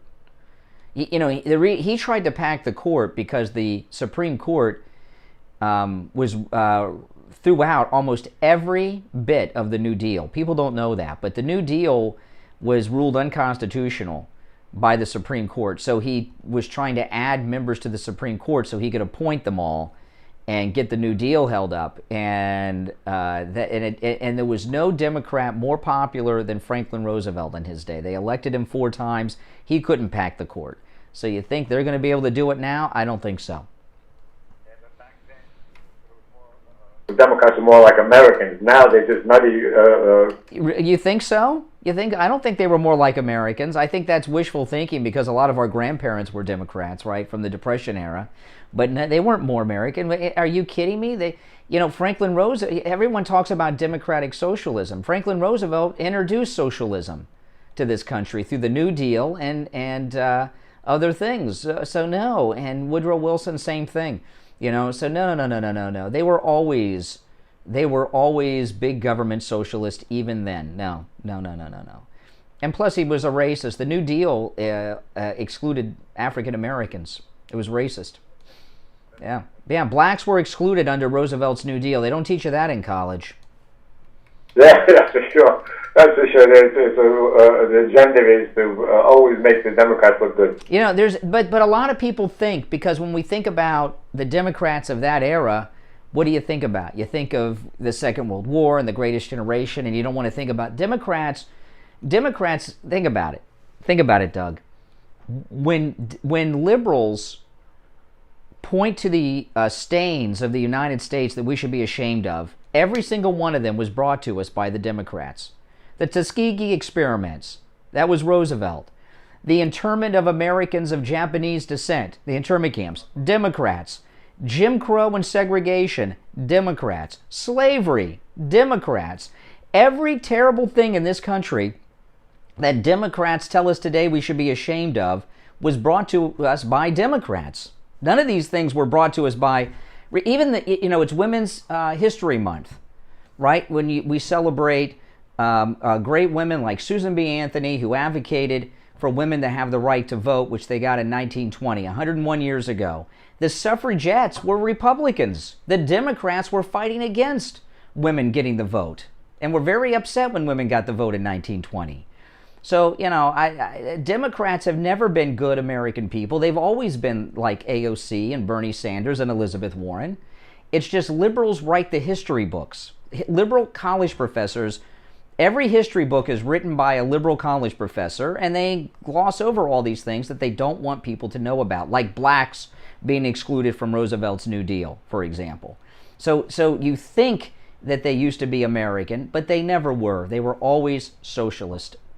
Always. Terrible people. Now that you mentioned, you're 100% right. I wasn't thinking that way. I was just thinking back in the old days, people were a little more... No.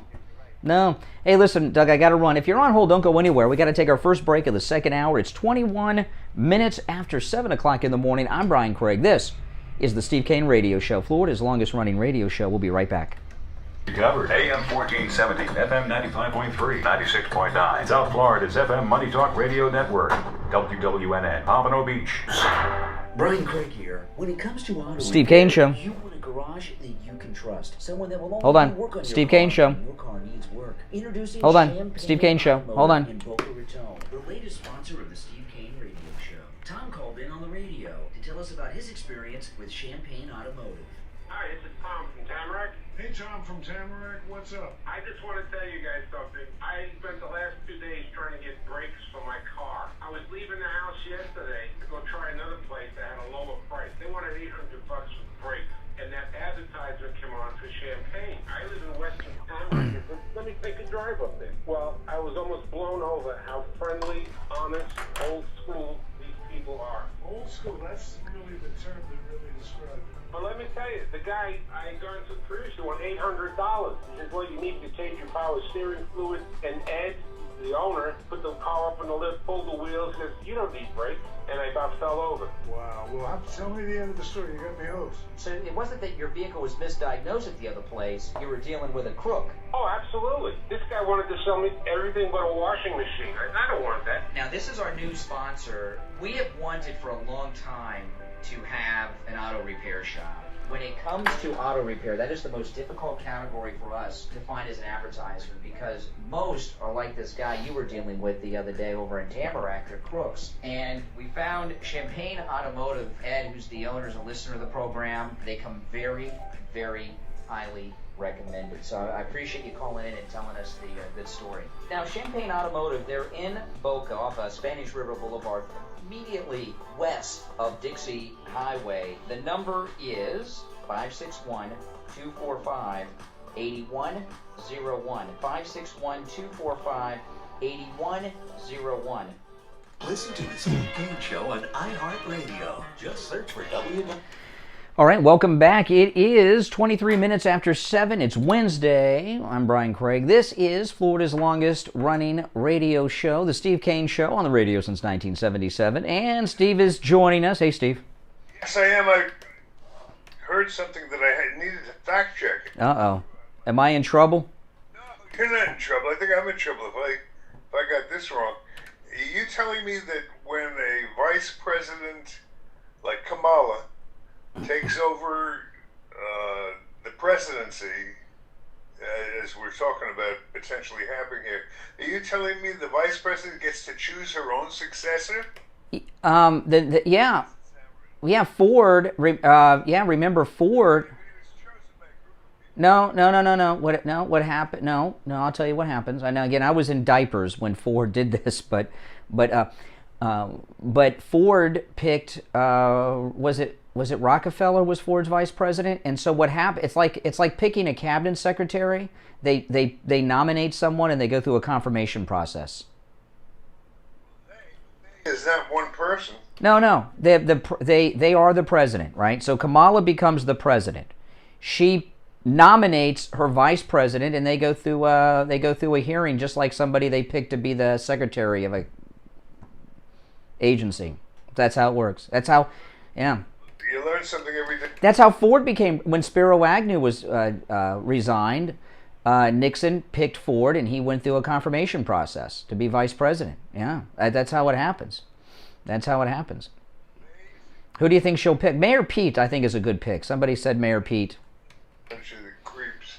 Could you imagine? They don't have a lot to choose from. No, they don't have a very good field.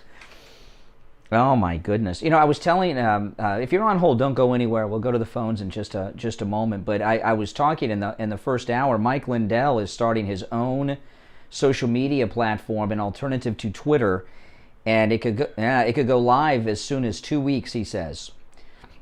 So this is huge. This guy, I tell you, Mike Lindell. I knew when this Twitter banning of Trump happened. I said, don't worry about it. Some entrepreneur is going to see that there's a demand for something and come out and do it. And boom, here he is, Mike Lindell. So does that mean that Donald will start being on... We don't know. He's doing it. Well, he hasn't gone to the other ones. Parler, he hasn't been doing that, Donald Trump. President Trump said a week or two ago that he was talking about several different things with people, including starting a new platform. And it would not shock me if President Trump is working with Mike Lindell. Yeah, that would not surprise me at all. No. All right, you want to take some calls? Sure. Okay, let's go to Richie the bus driver. Hey, Richie. Hey, Rich, what's up? Good morning, Steve. How you doing? You know, I'm doing good. Good. Yesterday, your topic was Biden's decline, and how he forgot the Pentagon and his defense secretary name. Mm-hmm. Yeah, there was a news conference. You asked me that yesterday. I watched that news conference. Not one question from the press. Nope. Not one. Nope. And the biggest lie, as far as I'm concerned, to the American people, is and by the way, the only one that told the truth was Biden. He went and slipped and said that the Harris-Biden administration. Do you remember that? Yeah, he did. And, yesterday there was another incident with Biden yesterday, but the way it played out, it doesn't work well on the radio. So I'm just going to have to describe it to you and not play the audio. You may have seen a clip of Biden. It looked like he was at like a hardware store or something. I don't know. Was he a Dollar General? And when he was done, he went to take questions again, and the press just started throwing questions at Biden, and Jen Psaki came in and shut them all down. And it was so it's the third time in a week that Biden, and keep in mind, he's the president of the United States. He can take a question from anyone he damn well pleases, and we have these people around him that won't let the president of the United States speak. No, if this was President Trump and they cut him off, the next day he'd have half his staff gone.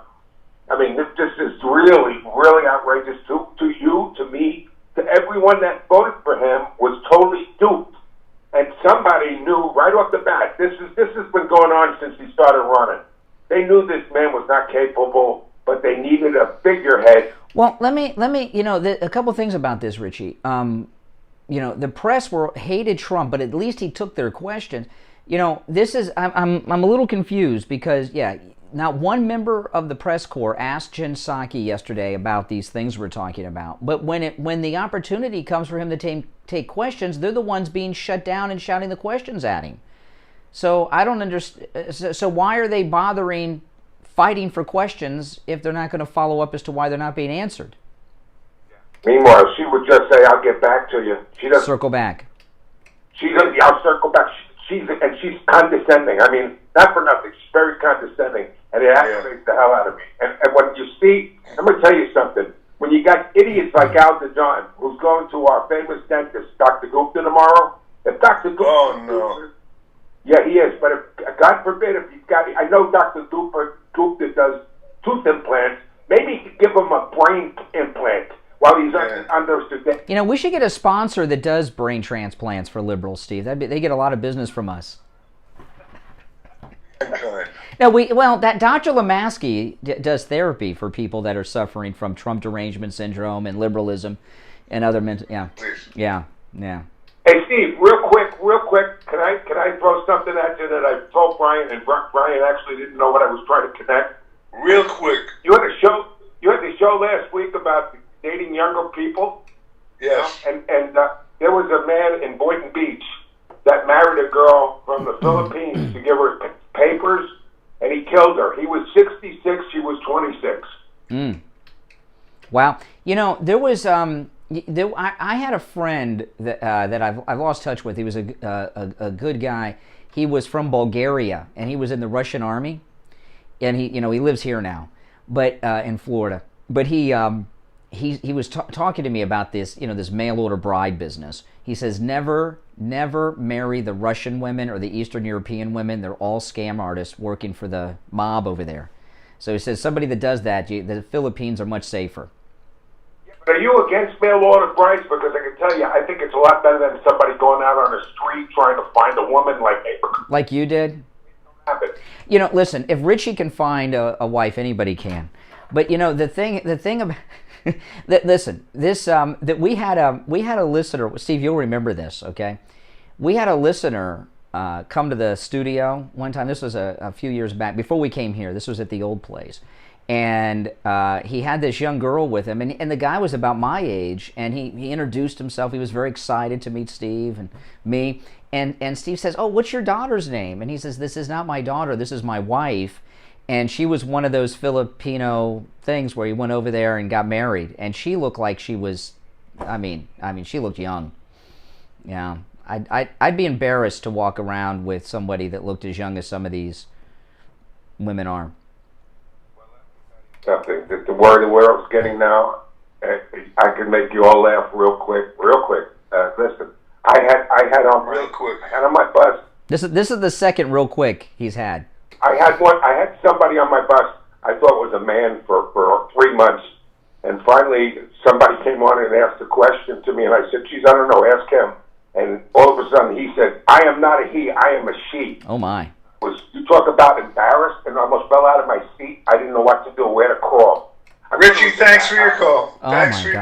Oh my gosh! You know, I had years ago.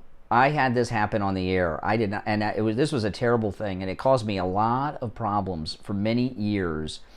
But one of my dogs had gotten loose, and I got a call from a lady, said, "Hey, yeah, my dog had gotten away," and I had a basset hound who's passed away now, is in doggy heaven, and I was frantically looking for her, and I get a call from a nice lady who says, "Hey, is your dog Lulu?" And I said, "Yeah," and she says, "Over there." And went and met her and her spouse, and I got the dog back. I was very happy, and I was telling you the story about how these two women that were married to one another found my dog and gave me the dog back. And the one wife was a man, and it wasn't transgendered or anything, but he was so feminine I thought he was a woman. And they lived one street over from me. And I was telling you this story, and I thought it was very nice that this same-sex lesbian couple found my dog and everything. And oh my goodness, they caused me more trouble, Steve. They went around and badmouthed me to my neighbors, and luckily the neighborhood has flipped since then. It's been so many years. But I had several years of people that would not talk to me because of these two people. And I don't think I was the first person to confuse her husband with a woman, but people get very testy about such things. All right, listen, we'll take our break. If you're on hold, don't go anywhere. I'm Brian. Steve is here. It is 34 minutes after 7. We'll be back right after this break. Brian Craig here. You've heard me tell you how Will Advisors can help you solve your Medicare Steve Kane Show. problems. And they've been a valued friend of our community Hold on. for Steve years. Kane Show. They also want to help you retire and stay retired. Hold on. With the Yeah, the reason because a lot of times I don't answer the phones. The reason I'm answering the phones today is because I got a couple of trolls, and I don't want to go to them 8 times. I'm not talking to these callers. I'm just making sure they're not the troll. They can help you see if you have a plan that works for you and put your mind at ease. Call Debbie and Dan at I Will Advisors, 954-753-8080, 954-753-8080. I Will Advisors, your financial planning partners. We've got you covered. AM 1470, FM 95.3, 96.9. South Florida's FM Money Talk Radio Network. WWNN, Pompano Beach. If you suffer with diabetes, there's a 25% chance that you'll develop a foot ulcer that can lead to severe health consequences, including amputation. At the Sole Authority, at little or no cost, you can receive your very own therapeutic shoes and custom inserts. Medicare recipients are entitled to 1 pair of quality diabetic shoes and 3 custom inserts. Call the Sole Authority today, 954-597-7060. The Steve Kane Show is brought to you by Attorney Barry Siegel at the Siegel Law Group. Are you concerned with the distribution of your assets at the time of your passing? Avoid probate. Call the Siegel Law Group with 9 offices throughout South Florida, from Palm Beach Gardens to Coral Gables. Call toll-free 1-855-FLA-3782. Listen to the Steve Kane Show on iHeartRadio. All right, we are back. So, Steve, do you sleep every night with the MyPillow full body pillow?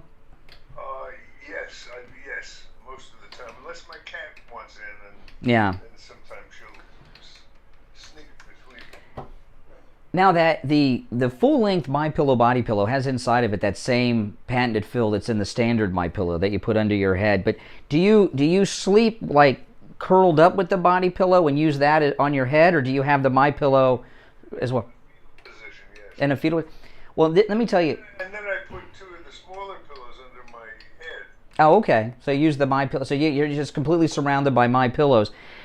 Now, the MyPillow body pillow, this is incredible. And I did, when Steve got his, I had it delivered to my house because I wanted to make a YouTube video of this. And on my YouTube channel, I actually made a video, Steve, of your pillow I showed it what it's like when it comes in the mail, and then you put it in the dryer and fluff it up, and it becomes the full-length body pillow. I made a whole YouTube video on this, and this full-length MyPillow body pillow with that patented fill inside normally is $89.99, and with the promo code Kane at checkout, Kane, just $29.99.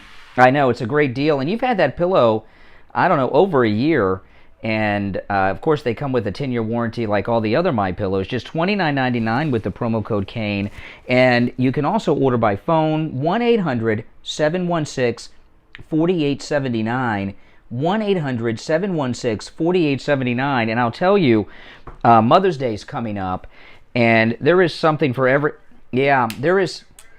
Mother's Day is in May, but I start shopping early. And... you know, a couple of all my years of Mother's Day gifts, there's only one that my mother remembers, and that's the MyPillow. You know, my mother came over to spend the weekend at the house. This was a couple years back, and she says, "Hey, can I sleep on one of those MyPillows you're always talking about on the radio and see if they're really all that?" And I didn't want to give up my MyPillow, but my daughter volunteered hers, and and that was nice. No, my daughter said, "I'm not going to have my mother sleep on the MyPillow pet bed, but it's very comfortable, the MyPillow pet bed. You could sleep on it." But anyway, so my mother slept on the MyPillow. She woke up the next morning. She says, "That pillow is everything you said it is. I can't believe. I thought a pillow was just a pillow." And I got to do a spot. Yeah, maybe I will. She's a little shy. But, you know, all of the Mother's Day gifts I've given her, not only is it the only Mother's Day gift she remembers, it's the only one that she has year after year, because she's had it 2 years now. So there is something for every mother at MyPillow.com. What I probably will get my mother this year, since she already has the MyPillow, comes with a 10-year warranty, so even though it was a couple years back, it's like brand new. I think I might get her the Giza Dream Sheets. They're buy one, get one set free with the promo code Kane. Yeah, I just got to find out what size bed she has, because they come in every size from twin to California king and every size in between. But buy one set of Giza Dream Sheets, get a second one free, and they come in many, many colors as well. So go to MyPillow.com, promo code Kane, and find something for mom or yourself. All right, let's go back to the phones. You're on the radio. Good morning. Good morning, Brian and Steve. Good morning. I have a question about Kamala Harris contacting all these foreign leaders and essentially, you know, going around procedure. Mm-hmm. Republicans filed the Logan Act against her. No, she's the Vice President of the United States, and what is happening is not what you think is happening. This is what's happening. She's been taking phone meetings with foreign heads of state. She's done this with many of them. She did another one yesterday. I don't remember which one it was yesterday, but it doesn't matter. She's been doing this for weeks. And these phone meetings, it's not like you pick up the phone and say, "Hey, you know, this is Netanyahu. Is Joey home? Can I talk to Joey Biden?" These are meetings that are set up and scheduled far in advance, okay? And what happens when it's time for the meeting, Biden can't do it because of his cognitive decline. So they get Kamala to take the call. That's how it's happening. Because he's too feeble to take the calls. That's just, I don't know. Frightening. Sure, I don't like her. Why don't you like Kamala Harris? Because I think that she left her way to the top. And I think that she's another, much like Jill Black. Oh, yeah, slow down right there. We know that she was Willie Brown's girlfriend when he was married and went to public events with him when he was married. Sometimes his wife was even there sitting at the table in some of these things, which is pretty bad. And, you know, women, I think, dislike more than any other type of person a homewrecker. They don't like women that date married men, right? That's a big thing. Mm-hmm, yeah. So that Willie Brown thing is, and you know, that's why I don't think she's working with Pelosi. But Pelosi is such a snob. Do you really think she considers Kamala Harris, who was Willie Brown's girlfriend. She's a big. Nancy Pelosi just paid off San Francisco's entire debt, $650 million from this stimulus bill. Do you really think Nancy Pelosi answers or works with Kamala, Willie Brown's girlfriend? There's no way. Well, this is what I actually think, and this is just my opinion. I almost think that if or when they put Harris in, I actually think Nancy Pelosi will do the biggest power play in American history and somehow try to unseat Harris and take over. That's what I think. One of the things that worries me, one of the things that worries me as I was listening to some older, a couple weeks old news reports yesterday, during this whole uproar at the White House, she was taking, Nancy was taking meetings with General Milley. Now, I don't like that at all. I don't trust him. I don't trust the military. There are people on the top of that. Oh, you're talking the chairman of the Joint Chiefs, Pelosi? Yeah. Be back to 7 days in May. Yeah. Yeah. It's inappropriate and very unusual. And scary. Well, I think it's kind of ironic that Pelosi, when Donald Trump was still in, went on national TV and said she took a meeting with the military trying to have Trump removed. That's right. Yes. That's yes. Right there. So I think that Nancy Pelosi will do the most bloodlusting power grab. Well, if Biden resigns and is removed, okay, the time when Kamala is most vulnerable is when she first becomes president at that point, because she doesn't have the vice president that she picks. There's a process. It doesn't happen overnight. So there's going to be a window, and it could be a couple of weeks or a month where there's no vice president. And that's when Pelosi could come in for a major power play. Then that's not the 25th Amendment. So then at what point, what would stop Nancy Pelosi from saying Harris is not fit, I'm calling the 25th Amendment? Because she doesn't have the authority to do that. All that Pelosi, the 25th Amendment has to involve the vice president and a majority of the cabinet. The Speaker of the House has no role in that. If she were impeached and removed from office and there was no vice president, Pelosi could become president at that point. But she cannot do anything with the 25th Amendment other than talk about it like we are. I just think that Pelosi is going to, I have a feeling that... Well, listen, let me put this in proper... I mean, do we all agree that Nancy Pelosi is an elitist snob? Okay. Do you know when she how she first met Kamala Harris? Kamala Harris at a dinner with Willie Brown. Well, that's a nice way of saying it. Yeah, there's a lot of photographs of this. It's like a banquet, a political affair in San Francisco, and she was introduced to Kamala Harris as Willie Brown's mistress. And, Nancy Pelosi is not going to let Willie Brown's mistress be her boss. There's just no way she's going to let that happen. And there's no way that's going on right now. So I would tell you that if anybody... I saw a graphic over on Newsmax TV. I think they're listening to us, Steve. I was watching Salcedo yesterday on Newsmax, and his graphic was right out of my mouth. Who's running the show? Was the graphic on Newsmax yesterday during the Chris Salcedo show, which is what I've been saying all week. Who's running the show? So that tells me that they're, at least the Cryon guys, listening to us. Somebody's listening to us. I think Nancy Pelosi is running the whole show right now. I think she's running the government. And that terrifies me. See, you got to understand, the vice president, I'm sorry, the Speaker of the House is treated as a president, just like the vice president is. She has a Secret Service detail. She's got a nuclear football. She gets the presidential daily briefings, the Speaker of the House, because they're in the line of succession and really close to it. So, yeah. It's time for a break. If you're on hold, don't go anywhere. All right, we're going to go back to the calls after the break, but I would say Nancy is definitely...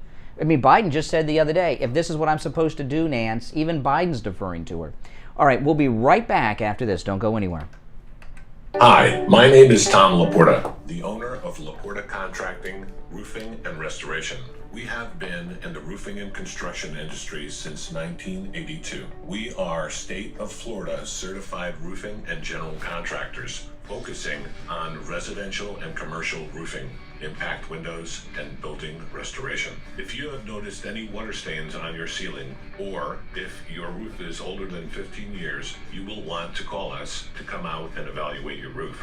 Our services run from minor repairs to complete new roof systems. We install every kind of roof, from regular asphalt shingles, clay or concrete tiles, standing metal seam, wood shakes, and slate tile systems. Hurricane season is right around the corner. This gives us only a short period of time to make sure your roof and home is ready for the 2021 hurricane season. So don't delay and call us at 954-604-4602 for a free home inspection and estimate. Our website is www.laportacontracting.com, where you will find our latest video and live testimonials from a few of our past clients. Our number again is 954-604-4602.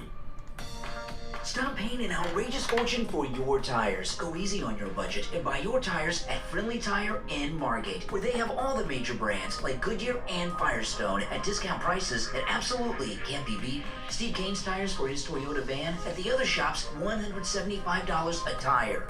Hey guys, remember, if you're new here, make sure you subscribe, click that notification bell, and like the video. Everybody in there, there's way over 1,000 of you in there. Everybody, please go and like the video. And after you, I know I ask a lot, but it helps a lot. It's hard for conservatives, you know, to get out there. Share the video on all your social media platforms, too. After you do all that, whatever you use, share this video on your social media platforms. It all helps. Drive, and he will give you a great low price right over the phone at 954-977-9445. 954-977-9445. Online, friendlytire.net. Listen to the Steve Kane Show on iHeartRadio. Just search for WW. All right, we are back. I'm Brian, Steve Kane here as well. Yeah. No, that's for sure. That's for sure.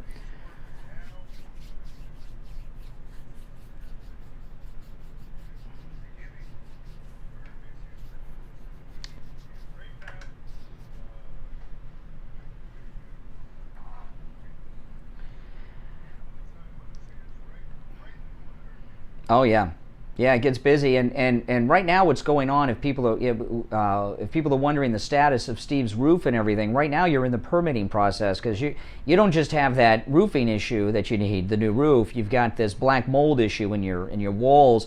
So as soon as the permits are given, the work will commence. And Tom Laporta is actually going to have a drone fly over your house, Steve, during the entire process from beginning to end, and then he's going to get that video to me, and I'm going to put that video up online so people can see the whole process that your roof goes through during this, before, during, and after. It's going to be pretty exciting stuff. All right, listen, our number 1-888-GO-KANE-1. You're on the radio. What's your name? Hey, Brian, this is Robert Simpson.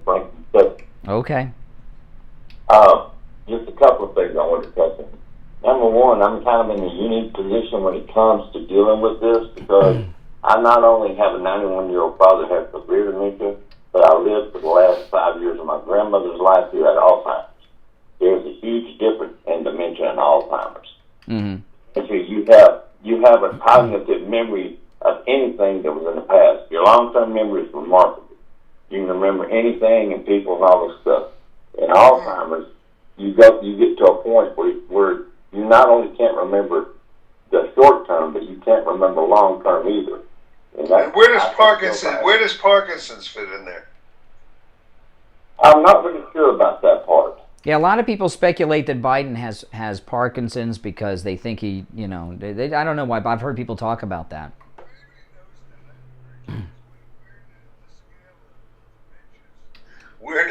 Where where does Parkinson's fit in relative to? Well, Biden could settle this all if he would do what President Trump did, and that's allow the White House physician to have a press conference and go over his medical report. He's not going to do that. These people are, shrouded in secrecy. I don't know about that part. I don't know anything about Parkinson's really, but I did live through the last 5 years of my grandmother's life, and what I see in Joe Biden scares the crap out of me. But what do you see in Joe Biden? What are you seeing? I see things in him where when he got really confused and stuff. See, my dad, he has dementia. He don't really get confused. He just, if you're trying to talk about something he doesn't understand, he just basically won't engage with you. Yeah. How to do that, but it was just like frustrating. Mm-hmm. Well, to me, Biden looks frustrated more than anything. Sometimes lost, but mostly frustrated. Nerve-wracking period in our history. There's no getting around. It's frightening. Everything seems to be breaking down, especially in the foreign affairs world. You get the feeling that people are starting to test us. Yeah. Yeah. Well, this thing at the southern border they're doing is, they're having an overflow of unaccompanied minors, right? And I don't mean coal miners or, I mean underage people, under 18, and they're putting them in the same facilities that Trump was putting them in. And then they said he was putting kids in cages. Well, Jen Psaki's changed the name. They're putting them in overflow facilities now. They no longer call them cages, so it's okay and humane. They're just overflow facilities. Same place, same facility, but we don't call it cages anymore. The name is still a cage. Exactly. Yeah, he was thinking ahead. I want to play a couple sound bites. You heard the story that Biden's dog bit someone, and it's now being talked about that Biden's dog bit a Secret Service agent. And the dog's name is Major Biden. Major Biden. And Jen Psaki was asked a question about the dog yesterday. This is it. Ask about three things. That's okay. The dogs, immigration, and then Governor. Another dogs question. Okay, go ahead. To follow, just a quick clarification on the dogs. Okay. Can you confirm that it was a Secret Service member who was bitten? And can you also reassure the public that Major Biden will not be euthanized as a result of this? Well, certainly Major Biden is a member of the family, so I can assure you that. I don't have any more details on the individual. Yeah, okay. Major Biden will not be euthanized as a member of the family. Is that good or bad? Well, this is the thing, and this is a rule of thumb, and I'll throw this out to you guys and the listening audience to comment on. My rule of thumb is when a dog bites a person, you euthanize them. That's and sadly, we had to do that once. We had a dog, a beloved dog, that bit someone, and the next day we euthanized the dog at the vet. I did it. Yeah. It wasn't easy, but I did it. And yeah. And the dog, was the dog friendly? How long had you had the dog? My wife had the dog for a while. It was her dog. It was when we first got married. It was her dog prior to we got married. A member of your family? Mm-hmm. But it bit someone. But that shows you how much security there is. Well, no. When a dog is not a person. I love the dogs. I believe me. I love my dog and everything else. But when a dog bites a person, really, and draws blood, really bites, they got to be euthanized. I mean, that's yeah. Like that. We're gonna get off this quick, but I just had one question before we go. We had one dog that we had a biting problem with, but usually it was around feeding time, or some food would drop in. It was always related to, it trying to get it at food. Would you euthanize a dog in that situation? Food's different. If they bite somebody, maybe, but food's different. Dogs will fight over food. If food falls on this happened a lot of times. Oh, I remember once it got Lori on the... Well, why would you go near the dog's food while they're eating? That's crazy. You're asking to get bit. Well, I'm trying to remember what the circumstances were, but... I had another incident with a dog. We, and this relates to Major Biden, Joe's dog. After Hurricane Katrina, there was an overflow of rescue animals at the humane societies here from New Orleans that were left behind and rescued. Yeah, we went and got a rescue dog from New Orleans at the Humane Society in Boca, which is a very good humane society. And you get a lot of good dogs there, Steve, because when Grandma and Grandpa died, the kids come in, they want the money, they want the condo, but they don't want the dog. And the dog I have now, I got there. But anyway, we got this dog from New Orleans, and it would not leave the front door of the house. It laid down in the front door of the house, and it was okay with me. It was okay with my daughter and my wife, but anybody else that came over, it would flip out and go after them. It didn't bite anybody, but it was coming close, and we took the dog back. Sure. Well, we took the dog back, and I was talking to somebody about this, and this was a common problem with dogs from New Orleans. And what I was told by somebody that knows dogs is the dog was probably from the projects and belonged to a drug dealer in one of the projects and was trained to protect the door, to protect the stash in the project. Yeah, so there was a lot of people had that problem from New Orleans dogs. But that has a vivid image. No, this dog was guarding that front door from the inside. I've never seen a dog behave this way. Wouldn't leave the front door. Just laid down there and just guarded that front door and went and challenged anyone who went in or out of that door that wasn't part of the family. It was dangerous. We took the dog back. So I'm just wondering, is Major Biden Hunter Biden's dog or Joe Biden's dog? You get my drift, because we know about his problems. It seems very unusual. I've never heard of a White House dog biting anyone again like this. But anyway, so the dog's going to live. He's a member of the family. Now, if it was an unborn child inside the womb, if it was fetus Biden, it'd be, off with its head. Yeah, exactly. Good morning, caller. You're on the air. What's your name? Hello. Once, twice. I hear them breathing, but they must have stage fright or they've chickened out. That's okay. It's time to take a break anyway. So let's take our break for the top of the hour, and we'll be back with the third and final hour of Florida's longest-running radio show, The Steve Kane Show, right after this. AM 1470, FM 95.3, 96.9. South Florida's FM Money Talk Radio Network, WWNN, Pompano Beach. Brian Craig here. I've been telling you Steve Kane Show. How great MyPillow products are, but don't just Yep. take my word for it. Yep. Not yet. What do you want to talk about? Hold on. His experience with the MyPillow mattress topper. Yeah, I'm calling to get testimonial about my pillow topper. You order the MyPillow. Wouldn't it have been funny if the dog's name was Corn Pop? That'd been hilarious. I was thinking about buying a new mattress because my old mattress was getting old. So my wife's like, why don't you try that pillow, that mattress top? I went on, I used your promo code Kane. Major Biden, yeah. Great price. Got it home, and I've been using it for the last 3 nights. It's fantastic.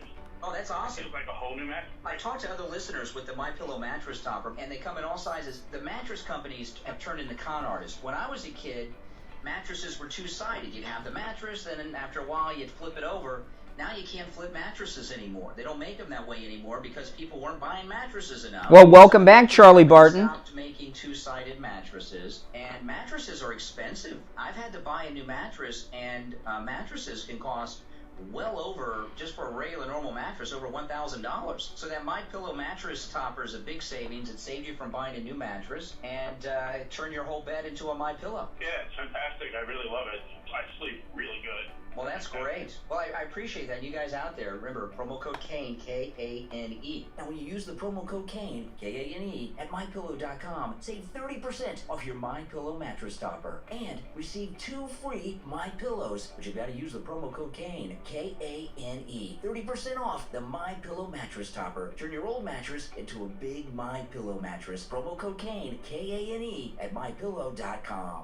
This is Dr. Mitchell Matez. I'm excited to announce that my practice has morphed into the BioStation. To all of my existing patients, please be assured that you will continue to receive the same quality and personalized care that you are accustomed to. We will be located at Atlantic Avenue and Lyons Road in the Joseph's Market Shopping Center, directly across from the Delray Marketplace. Call me at my new office number, 561-320-8893. That's 561-320-8893.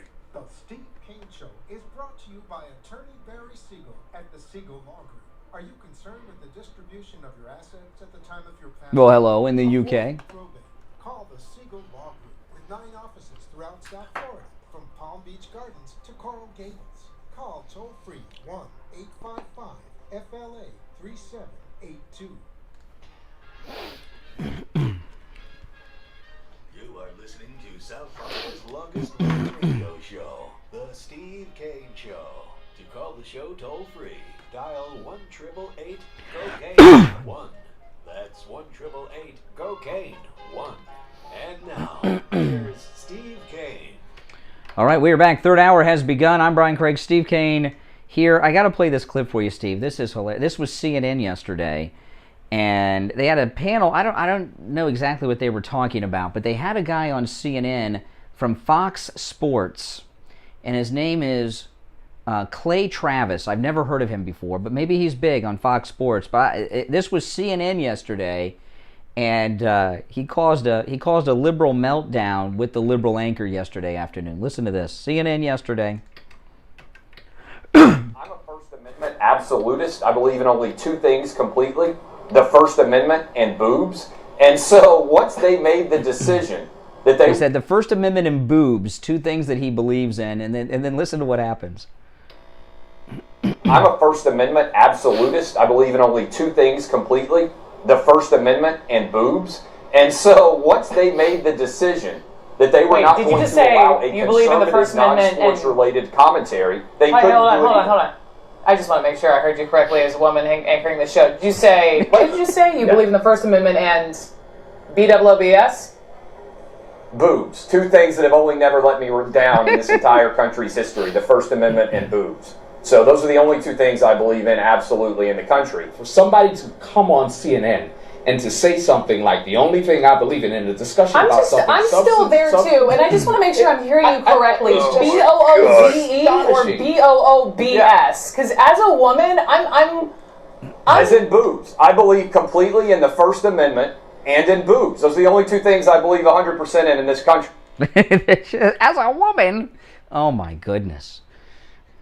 No sense of humor. What is the matter with them? I know, she's so offended. Yeah. Crying out loud. Yeah, exactly. Oh my goodness. Well, he knows how to get everyone talking about him, and he was, that's what he did. I never heard of him before. Clay Travis, Fox Sports. Well, they'll fire his ass. Well, he doesn't work for them. He's lucky. He's on Fox. But let's see what Fox does. There's a lot of snowflakes over at Fox as well. I thought it was pretty funny. And the look on her face. If anybody knows who that is, I had forgotten her name. She's one of the afternoon girls on CNN, and she's just not happy about it. One of the afternoon ladies. Women, I guess you're supposed to say these days. Yeah. That's pretty funny. All right, good morning. You're on the radio. Yeah, hello, caller. Yes. Yes. Good morning. Good morning. Good morning. I was thinking about what Joe Biden had said about these pregnant women with the wearing the life jackets. Are you kidding? No, not life jackets. Hold on. No, not life jackets. No, Joe Biden yesterday, for those that aren't tuning in, just tuning in. I mean, although I know you all start listening at 6 a.m. and don't miss a minute till 9. And but let me just tell you what she's referencing, and then you can comment on it. Yesterday, it's Women's History Month. So Biden came out with Kamala Harris yesterday and announced all these changes for the military for Women's History Month. It involved new uniforms and new hairstyles being allowed, because women only care about clothes and hair, apparently. And one of the things he said he wanted to do was to have new flight suits for that are maternity wear flight suits. And flight suits are worn by pilots that are flying in non-pressurized combat aircraft, and the flight suits help with your blood regulation and everything else while you're in a non-pressurized aircraft.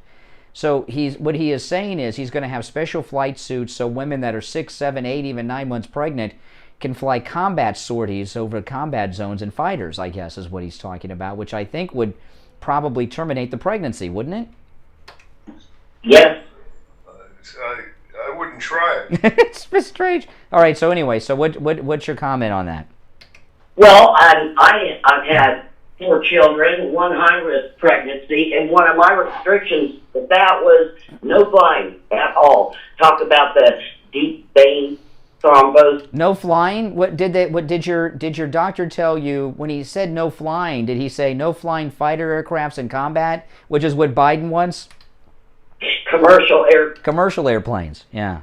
Right. Yeah. Yeah. I can't even imagine how many G-forces is a baby in utero supposed to pull. It's dumber than dumb. I mean, it's just the dumbest thing I've ever heard. It is, and I do believe they've set him up, and the transition's going to take effect. And I don't think they care if Kamala doesn't get 2 terms. They can put AOC in by then. AOC, she's not old enough yet. You got to be 35. And I'm saying by then, you know. Yeah, when she grows up, maybe. You know, everybody laughs at me about this. AOC is being groomed to be president. And they even made a children's television show about this in her that's on the Disney Plus app. It's about a young Puerto Rican girl who grows up to become president. And the reason they developed that show is those middle schoolers that watch this program will be of voting age when AOC is old enough to be the Presidente de Estados Unidos. I'm telling you, it's on Disney Plus. It should be, Yeah. All right.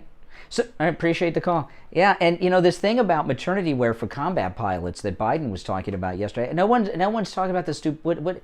That's just crazy. That's just crazy. And if somebody were of sound mind and body, and they gave them that announcement to make, they would say, "I'm not going to say this. This is stupid. You can't put pregnant women in fighters." And you got this is all everything they do, Steve, is setting the stage to remove him. They're making him look more and more ridiculous each and every day. Listening to you'd think it was imminent. It could any day. You could turn any moment in time. You could get the breaking news sounder that it's happened. Yeah. It may not be for a year, but to me, it's getting worse every day. And we're only 7 weeks in. Would have to do a lot of preparation before they announce that, I would imagine. Yeah. The national defense, you know, anybody in the world conceivably could take advantage of that. Yeah, I know. Our government is in a very vulnerable state right now. It seems to me, I don't know, I'm not an expert on foreign affairs, but I get nervous, especially when I see them making troop moves, you know, around it. And this thing, they've stirred the pot with Iran now. Mm-hmm. All these areas that were settled and secure are now flare-up areas. Did you see the government released a video yesterday of the suspect implanting the pipe bombs at the RNC and the DNC? Did you watch the video? I watched a little of it this morning. Okay, I've watched the video a couple times online, and I'll throw this out to our listeners, okay, to call in and give us your thoughts on this. You know, now everybody wears masks. The bad guys don't wear masks these days, right? The person, that's the person that gets in trouble, right? I think criminals no longer wear masks. I think, you know. But anyway, the person, I was trying to figure out as much detail about this person as I could. And I watched the video a few times this morning, and I want to ask you guys in the listening audience your thoughts on this. The person's wearing a mask, and they're wearing a hoodie, and it's hard to see. But the way they were walking, to me, looked like a female. Looked like a female. Yeah, and it looked like, Steve, that they were wearing high-heeled shoes. If you go back and watch the video, it's very strange. But to me, it looks like a woman just because of the walk, you know. And it's important to identify this person. They want to blame MAGA for it and everything. But I'm watching the video now, and it looks like they're walking. They're not walking in regular flat shoes. It looks like they're walking like in heels, and their body language looks feminine to me. It does, you know, the way that they're walking around. I know sometimes it's hard to tell these days, but I'm trying to get enough. They're wearing gloves, so you can't see the hands, and I'm trying to see the eyes, and I can't get close enough in to see the eyes when they're walking by, you know, because I'm trying to see. They're wearing glasses, but they're wearing gloves, a hoodie, a mask, and glasses. But I'm watching the video now, and it looks like they're walking in high-heeled shoes to me. And then they go over. They have video of this person, and they put the bag with the pipe bombs down and bend over and get something. And when their body language, it just to me looks like a woman. I don't know. You guys have seen the video. What do you guys think? 1-888-GO-KANE-1. You're on the radio. What's your name? Hi, Steve. Morning, Janet. She said, "Hello, Steve. It's Janet." Janet. Hey, Janet. How are you? I'm Turn your radio off and back. Oh, okay. My television must be too high. Yeah. Yes, I did. Okay. Now we'll start from scratch. Yes, I was saying the same thing too. What? I want to pin this on Trump supporters so badly. Oh, you think it? Oh, okay. You're talking about the video of the pipe bomb person. You think it looks like a woman too? I'm thinking, and I said in my mind, I wonder if that's Pelosi come up. I don't think so. No. Doing any type of manual labor, wearing jeans, but it does look like the woman. It looks like a woman because it does look like they're walking in high-heeled shoes, doesn't it? You barely can see, you know, the facial part. So I'm saying to myself, this don't look real. No, it's real. It's real. It's real.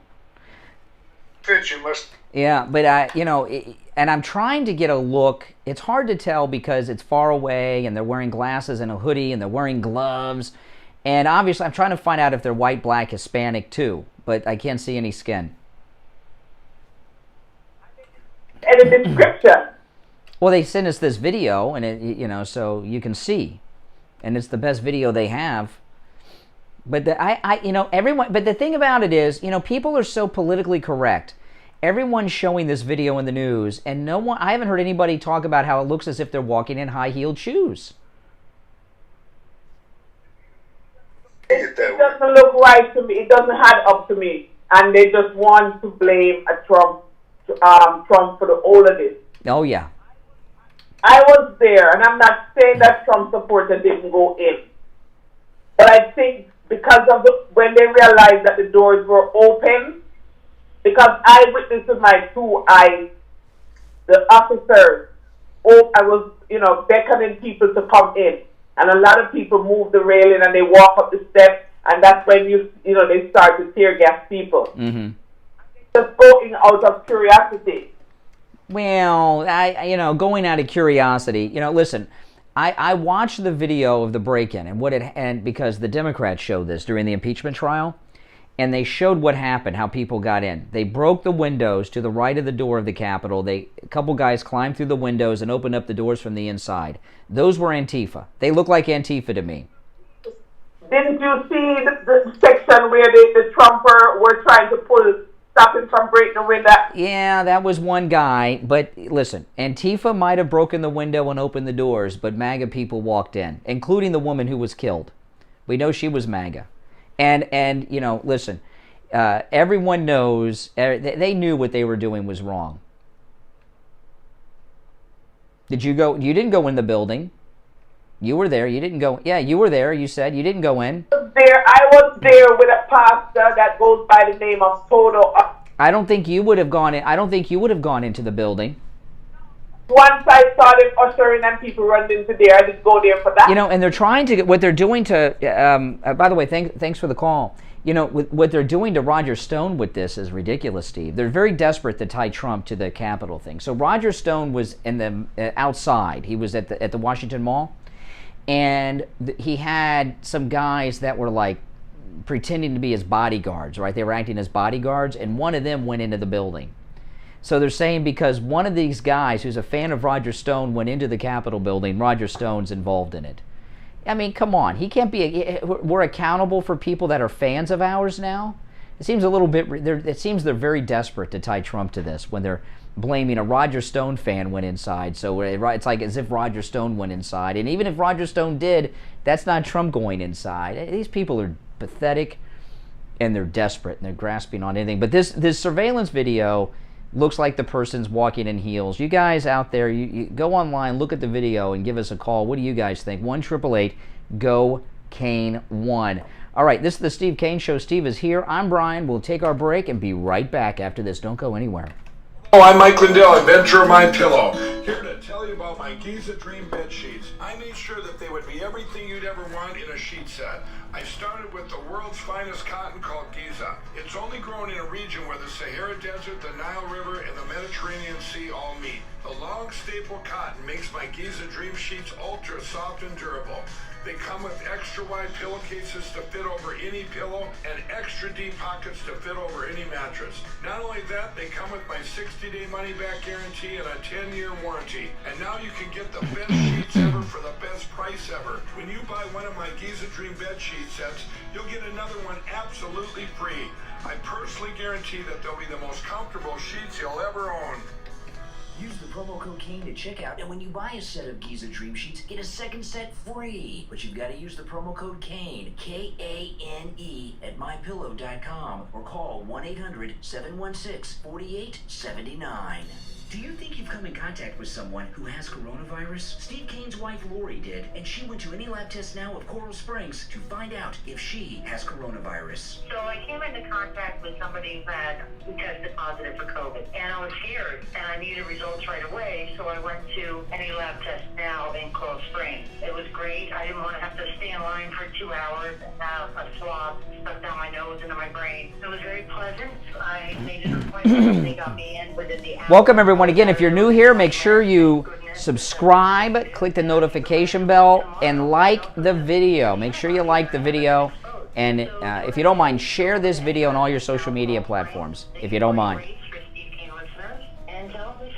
It's worth 15 minutes of your time to have peace of mind and know that you and your family are safe. Any Lab Test Now of Coral Springs is located at 955 North University Drive on the southeast corner of University and Ramblewood near the Coral Square Mall. You can call them at 954-906-5983.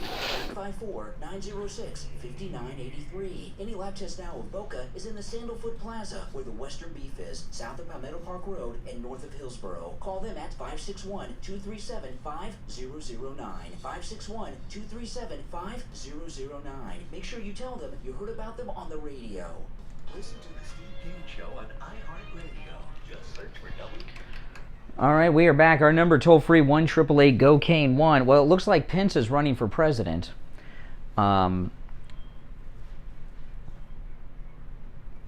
Which one?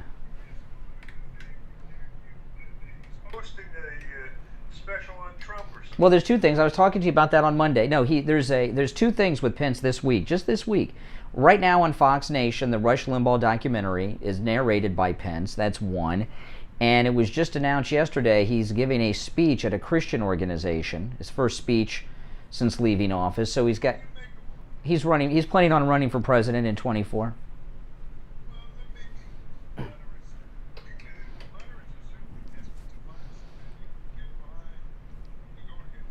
Yeah, I will not be voting for Pence. I will not be voting for Pence. It is all right. Well, he's a creep, and he's not liked by the MAGA people, so he's not going to get very far. It's a losing run, Pence. Don't waste your time. It's a waste of time.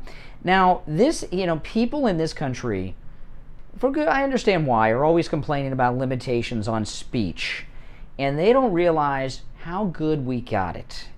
Did you see what happened with Piers Morgan in the UK? Okay. No. Well, I'm going to unmuddle it for you because there's something going on there. Well, he was talking. I watched his show the other day. He does a show called Good Morning Britain, and he's quit the show. And he's been on that show for years. And I have an app called BritBox on my TV where I get all the British television shows. And they got some pretty good stuff over there. And one of them is you get, Good Morning Britain, which I don't typically watch, but I watched it this week because I wanted to hear what he said about the interview with Meghan Markle and Prince Harry. And he hates her. I mean, he's always defending the royal family, and he said he didn't believe her on two things. He didn't believe that anyone made a racial comment to him, okay? And which hold on a second, Steve, I gotta do something here, hold on. Okay, he said that he didn't believe that somebody made the racial comment, okay, that's one. And then he said he didn't believe what she said, that she was suicidal. That's another. And because of the mental health thing, they received 40,000 complaints asking that he be taken off the air over there, and he quit. And what Piers Morgan did was... No, well, he took himself off the air. The network in the UK received 40,000 complaints because he had criticized Meghan Markle, said he didn't believe her when she said she was suicidal, and he didn't believe her that somebody made a racial comment to Harry about how dark the baby would be. Okay? So they received 40,000 complaints, and then when it looked like he was going to be fired. So before they could fire him and take him off the air, he quit. And so he's not on the air. He quit the show. And now there's an investigation being done into him. Listen to this, Steve. I've never heard of such a thing. You think there's a limitation on free speech here. I found out about this, by the way, on CNN. There's an investigation into Piers Morgan by the United Kingdom media regulator Ofcom. They have launched an official investigation into Monday's Good Morning Britain show and Piers Morgan by their Department of Regulation. People think we got it bad in this country. You haven't seen anything, man. I mean, there is no freedom of speech. People think just because they speak English in Canada and in the UK, they have freedom of speech, but they don't. And this is a pretty scary thing that we could not even fathom happening in the United States. A regulatory speech office he's not even on the air now. He quit. But the Queen is now going to question each member of the royal family to find out who made the racist comment, because Prince Harry told Oprah it was not the Queen or Prince Philip. I think it was Prince Charles and his brother, probably. But craziness that we get over here with race nuts. Yeah.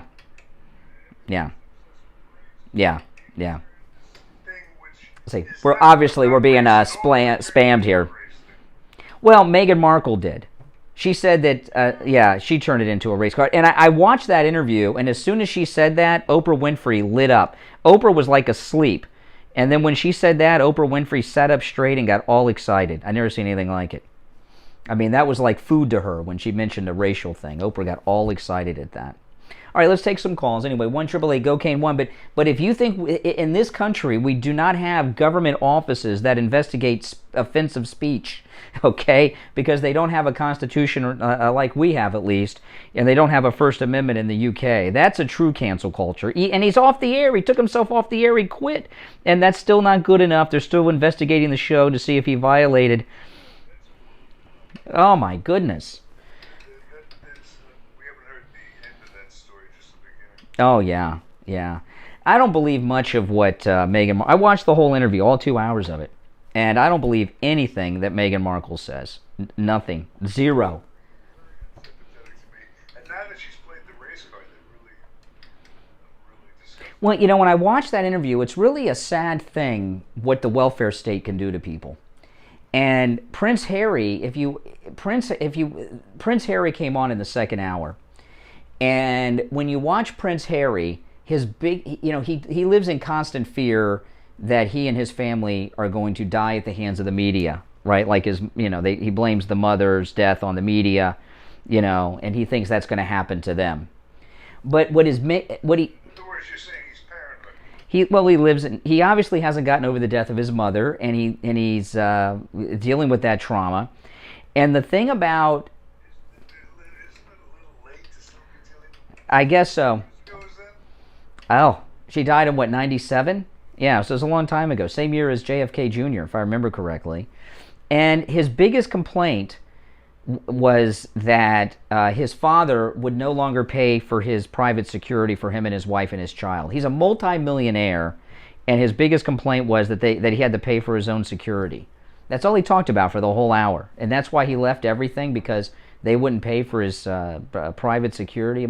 It was very difficult for me to watch Meghan Markle, who's a multi-millionaire, talk to Oprah Winfrey, who's a multi-billionaire, about how difficult it is to be black. I mean, you know, they're very successful. They're both self-made. She's a billionaire. Oprah's and Meghan Markle's a millionaire. It seems like it's pretty good for them. You know, so I don't get all this racism they're talking about. If that's discrimination, I wish someone would discriminate against me. You know, at that. I think they probably asked about the color of the baby. I think that's probably true. How is that racist? It's unbelievable. You're right. It's worse than here. Well, Harry said they were not going to give the prince title to the baby. And what they were implying is because they didn't want to have a brown-skinned prince. That's what, you know. Well, by asking the question. Well, I watched the interview. I don't, you know, all the royal family care about is their bloodline. I can see Prince Charles saying something like that to him. That doesn't surprise me. It's not beyond the realm. I mean, I don't know if it's true or not, but it wouldn't surprise me. But you know what?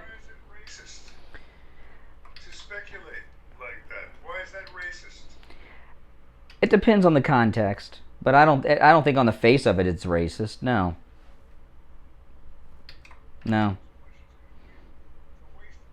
I don't find but the only reason I bring it up, I just want people to understand who whine about cancel culture in this country, which obviously there is one. We don't have a federal bureau of speech regulation like they do in the United Kingdom, and Piers Morgan is he could get in a lot of trouble. He could find himself being charged with crimes for exercising very mild free speech and defending the Queen of England, you know, and that's how bad it is and how good we have it in America. And I think so many Americans are spoiled. They don't know how much freedom we have here. And oh yeah.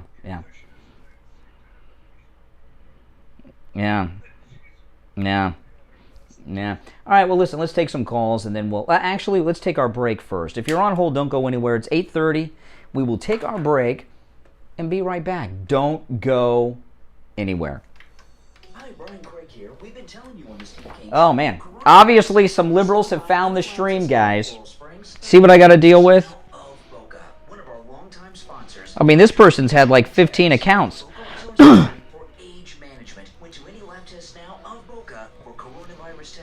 It's amazing. If I were so technically proficient, I would find other ways to spend my time that would involve making lots of money. How long does it take to create all these troll accounts? I don't know what they think they're doing. I've lost track of how many, but I think we're at about 15-ish.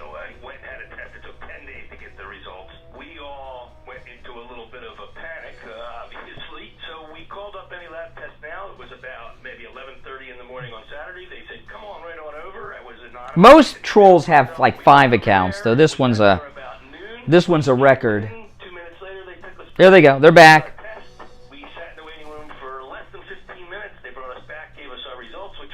Some of the names are pretty clever. Rothschild Space Laser, and that's clever.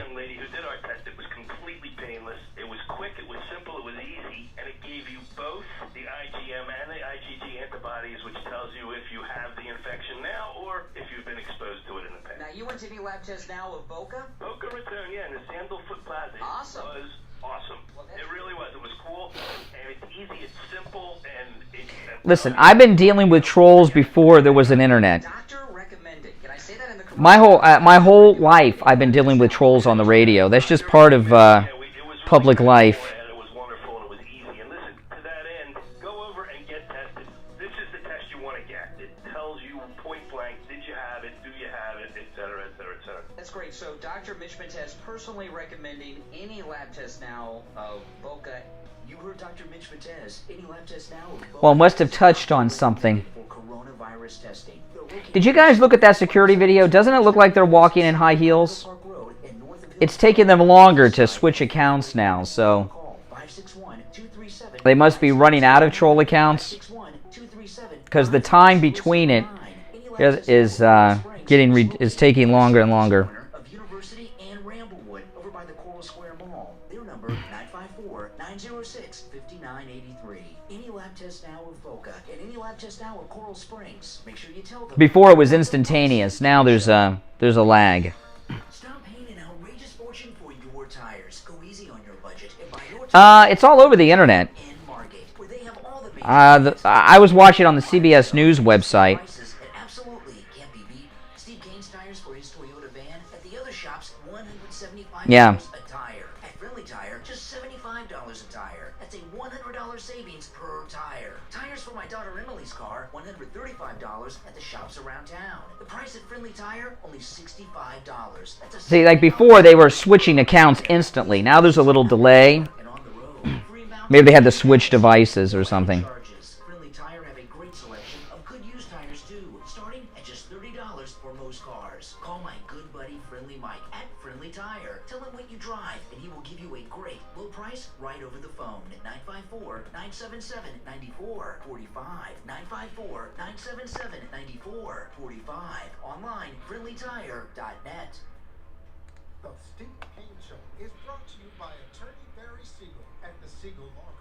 Are you concerned with the distribution of your assets at the time of your passing? Avoid probate. Call the Siegel Law Group with 9 offices throughout South Florida, from Palm Beach Gardens to Coral Gables. Call toll-free 1-855-FLA-3782. Listen to the Steve Kane Show on iHeartRadio. Just search for W. All right, welcome back. I'm Brian Steve Kane here. Don't forget, Friendly Tire and Margate open on Saturdays if you can't make it in during the week. All right, you want to go back to the phone, Steve? Yes. Okay. All right. Good morning. You're on the radio. What's your name? Hey, Al. Hey, I was just wondering. I don't know. I'm sure you. I find myself doing this. Maybe you do this sometimes. You know, when you go on Google and you type in something and then you put news. You know, like for anything, like say you type in Donald Trump or Trump, and then you click on news and it brings up stuff. Mm-hmm. Not that this is major news or anything, but I was just searching on there while I was at home. There's a website called The Guardian. Did you see that thing where this Chinese entrepreneur is selling Donald Trump statue? Did you see that? I did not see that. Were you going to order one? No, I don't know. I don't trust China what they make, so I don't want to buy anything. Really, everything's from China, isn't it? I mean, our clothes, everything, dog food, tooth, everything. So, come on.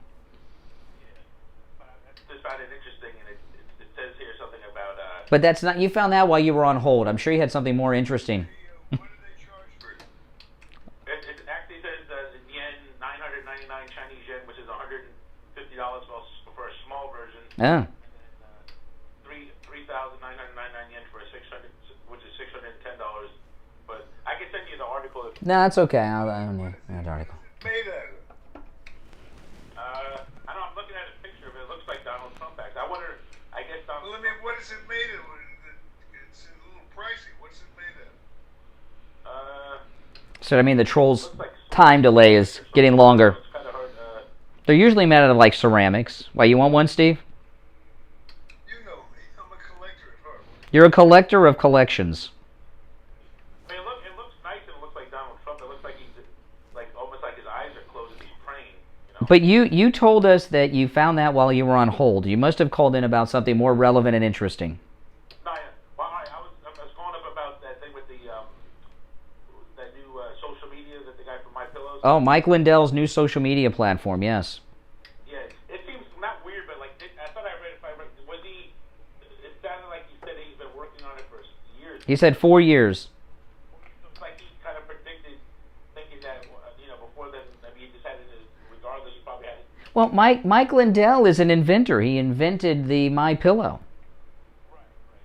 So he's innovators and inventors are always thinking ahead.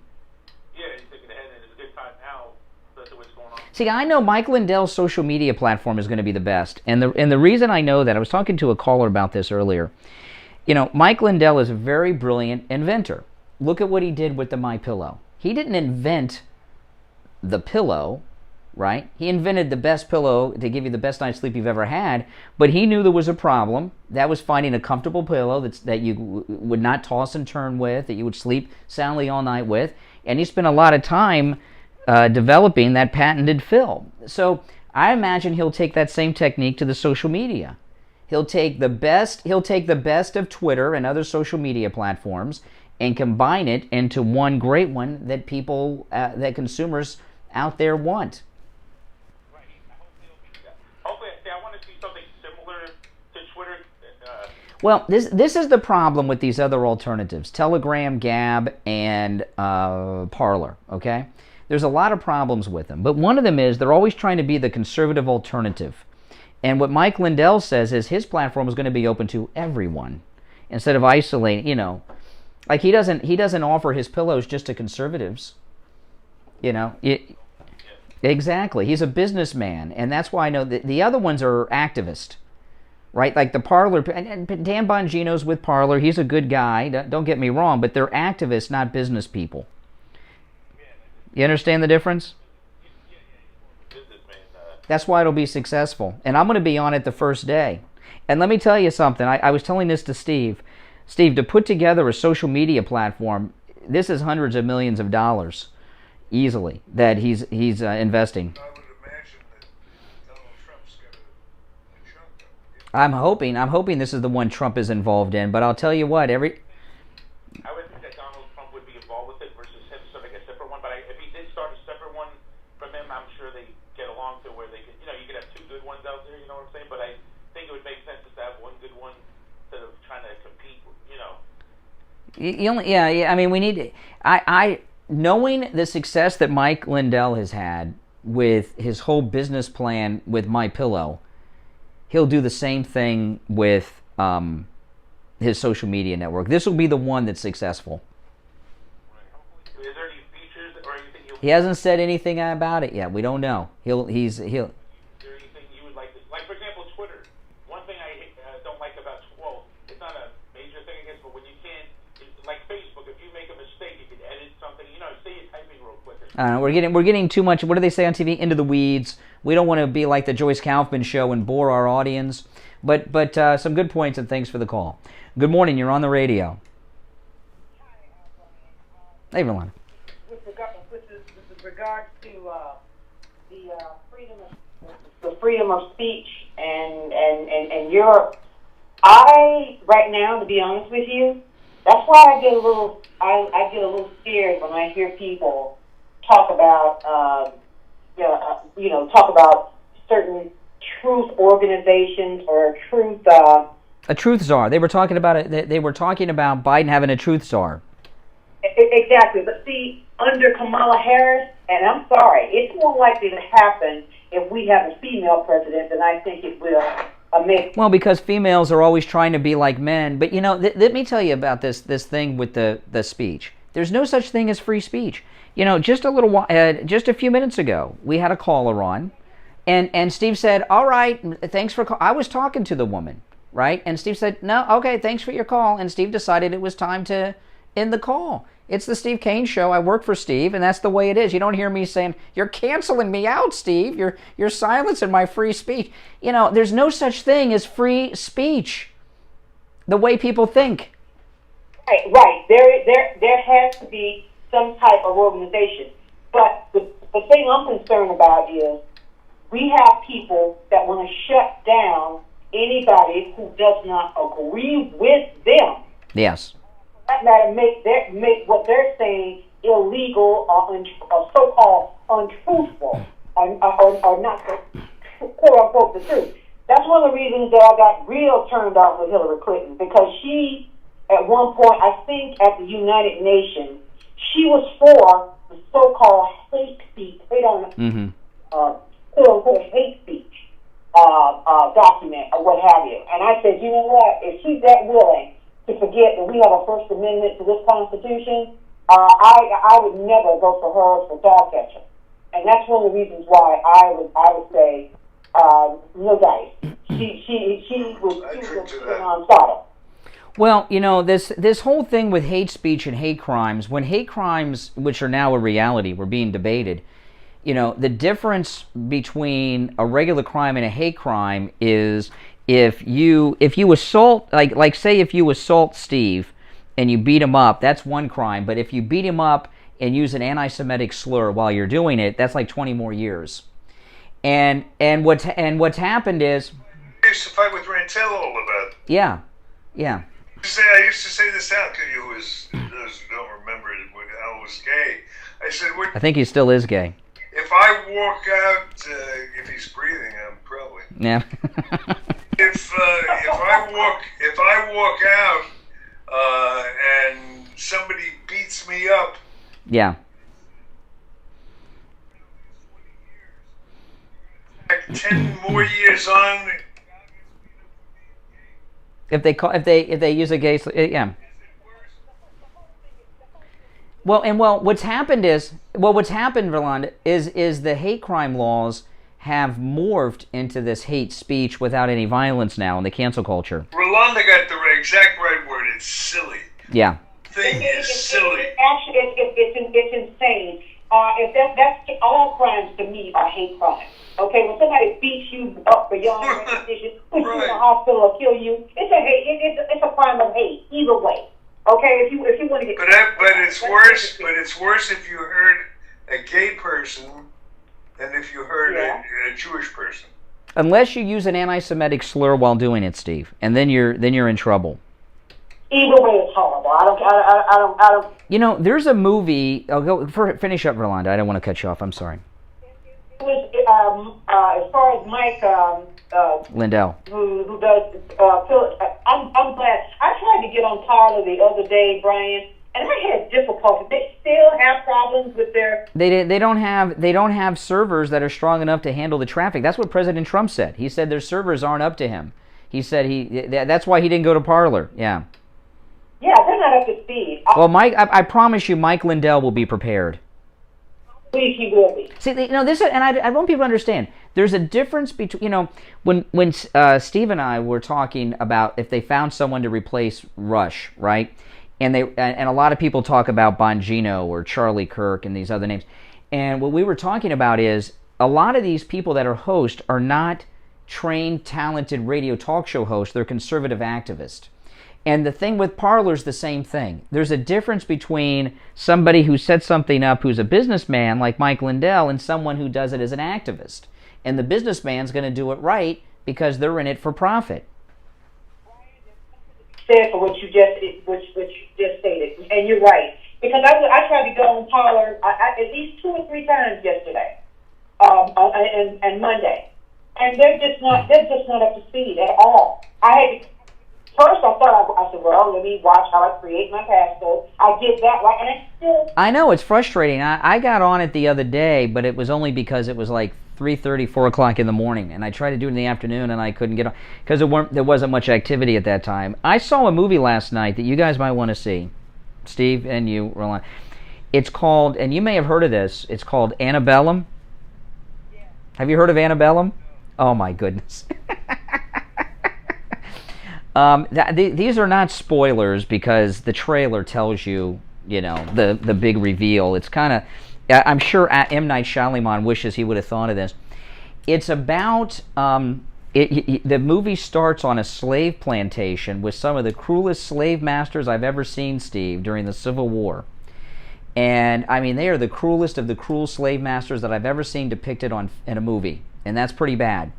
What you find out, though, is that the year is 2020, and these slave masters are Confederate Civil War reenactors, and they go around America kidnapping black people and forcing them into servitude in 2020 on this plantation.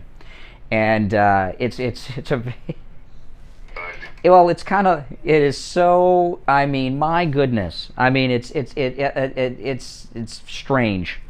It's supposed to be a horror movie or science fiction, or what is? Well, it's not science fiction, and they do the reveal like in the movie trailer. I mean, it's so that, you know, if they were smart, they would do it like a Shalimar, and you would find out in the last scene instead of like as the credits are rolling.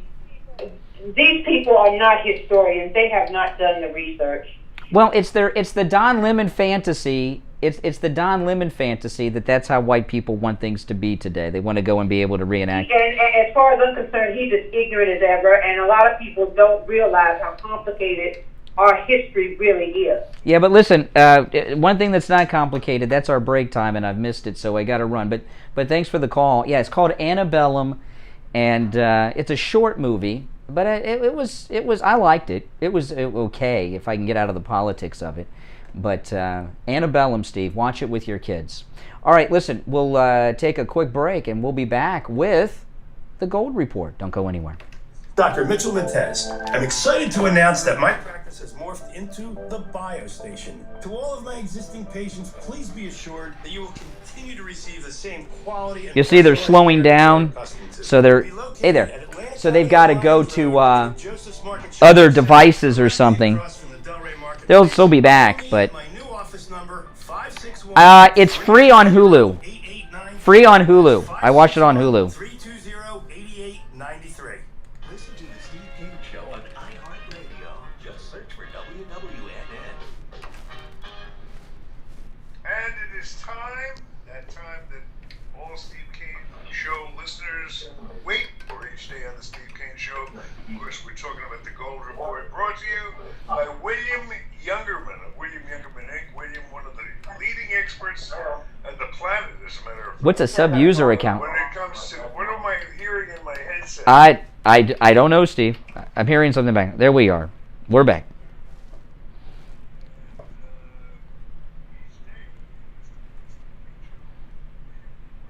Yeah. Do pay for Hulu. If you have Hulu, it's free. Precious metals markets and how they're opening this morning. Lots of excitement. Lots of good stuff to look forward to. William, what's happening? What's happening is the metals are taking their rightful position in the lead again and doing what they do best. That is protect our hard-earned dollars. We saw that metals giving us a buying opportunity last week, but this week we seem to be recovering quite quickly. The gold up $33.50 yesterday, getting as high as $1,723 and closing nicely above that $1,700 number that we crashed through last week. Right down to the numbers we kind of projected we could get down to. The gold closing yesterday at $1,716.40 the ounce. As I said, up $33.50.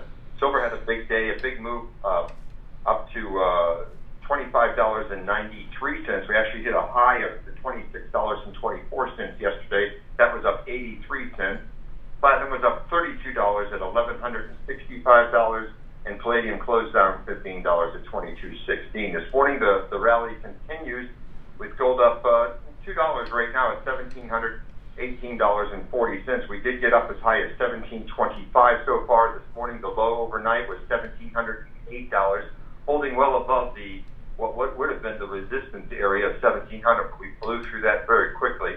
So gold finding some good support over $1,700 still. Silver down 8 cents right now at $25.85 the ounce. Platinum up another $5 at $1,170, and palladium down $9 this morning at $2,207 the ounce. The dollar's a little weaker. Oil's holding nicely above the $64 range. Bitcoin up around $56,000 again, and that's pretty much where we are opening this morning, Steve. Well, it is all very, very exciting, and again,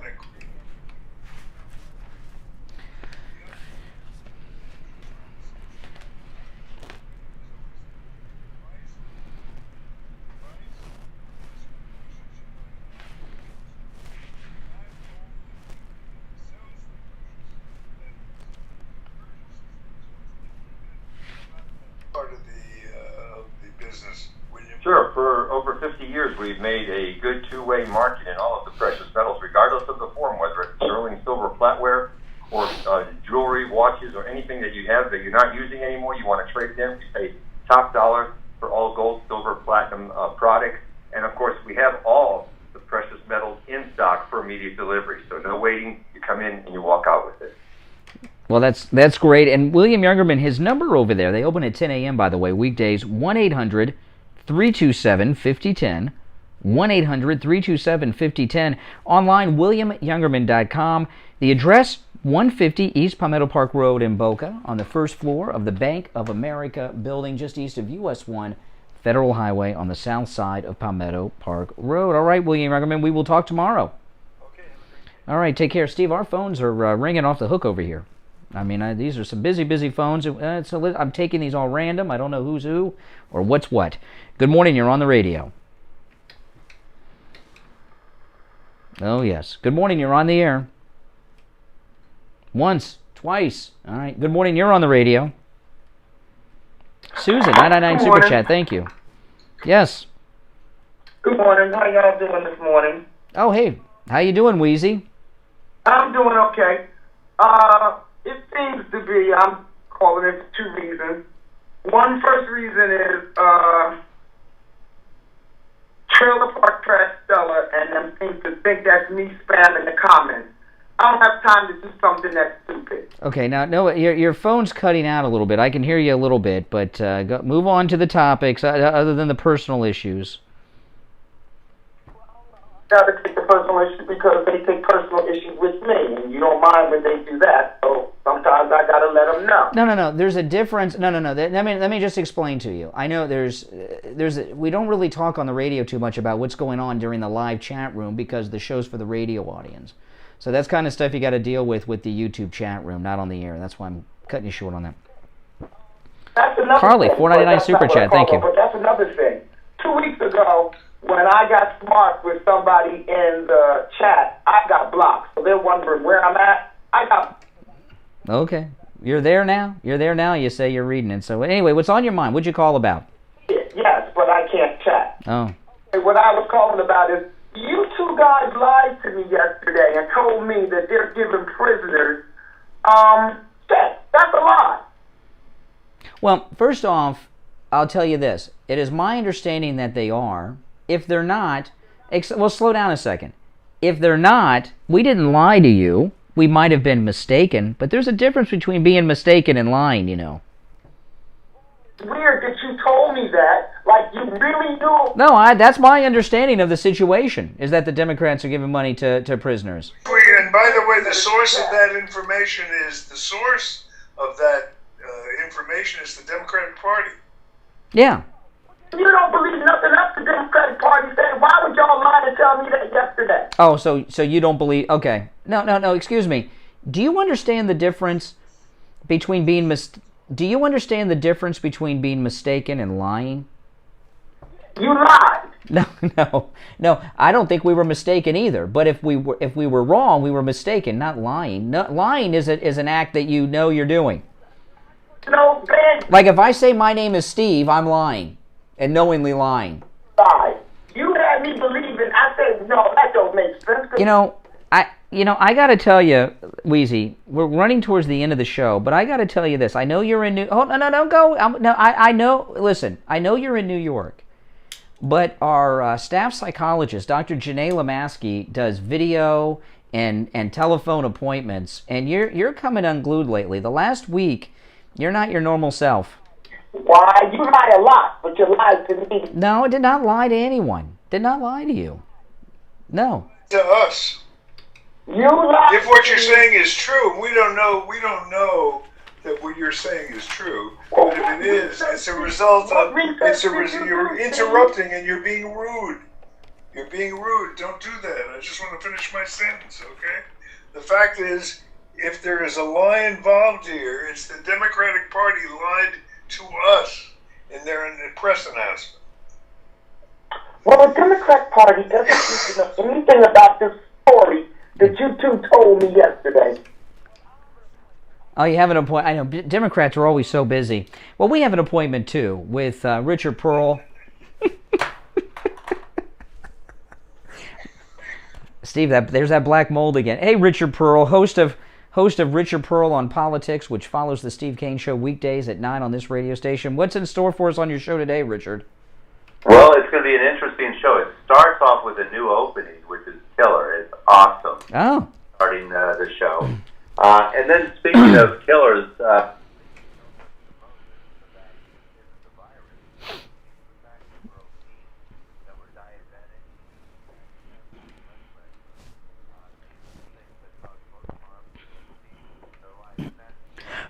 Well, thank you, Linda. Thank you for those super chats, guys, today.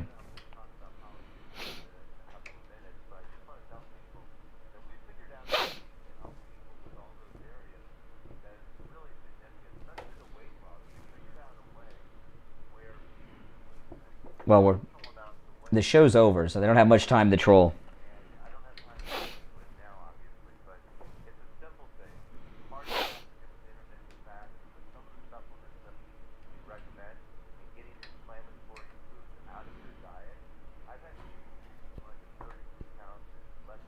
Well, thank you, Carly. Appreciate it.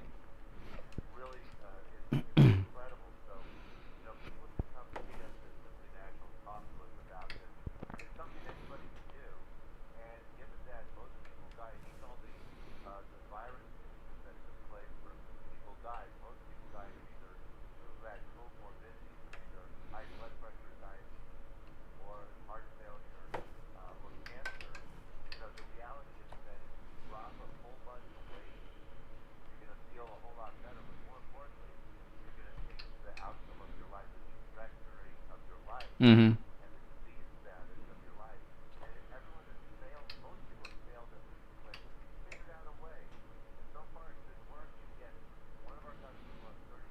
Wow. Wow.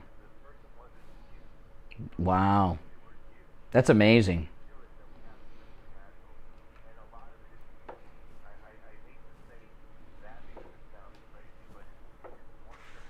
Well, listen, time is short, so call Rich. You know, Richard Pearl's store is open 7 days a week, 11 a.m. till 9 p.m. You can stop in any time during those hours, and they're located, of course, in the city of Sunrise, just north of Sunset Strip, on the east side of University. Or you can give them a call if you're out of town or you can't make it in the store, and they'll ship to you. 954-741-4045. 954-741-4045. And don't touch that radio dial. Richard Pearl's coming up next on this radio station with Richard Pearl on Politics with a brand new show open.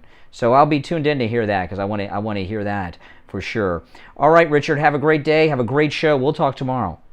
All right, Steve, you got just enough time to sign us off.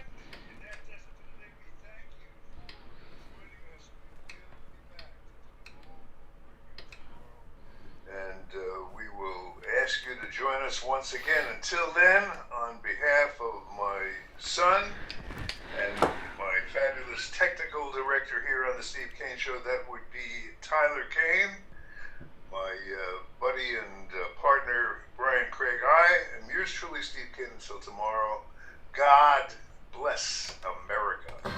All right, guys, take care. Thanks for tuning in, everyone. Make sure you're subscribed. Click the notification bell. And I'll talk to you next time, all right?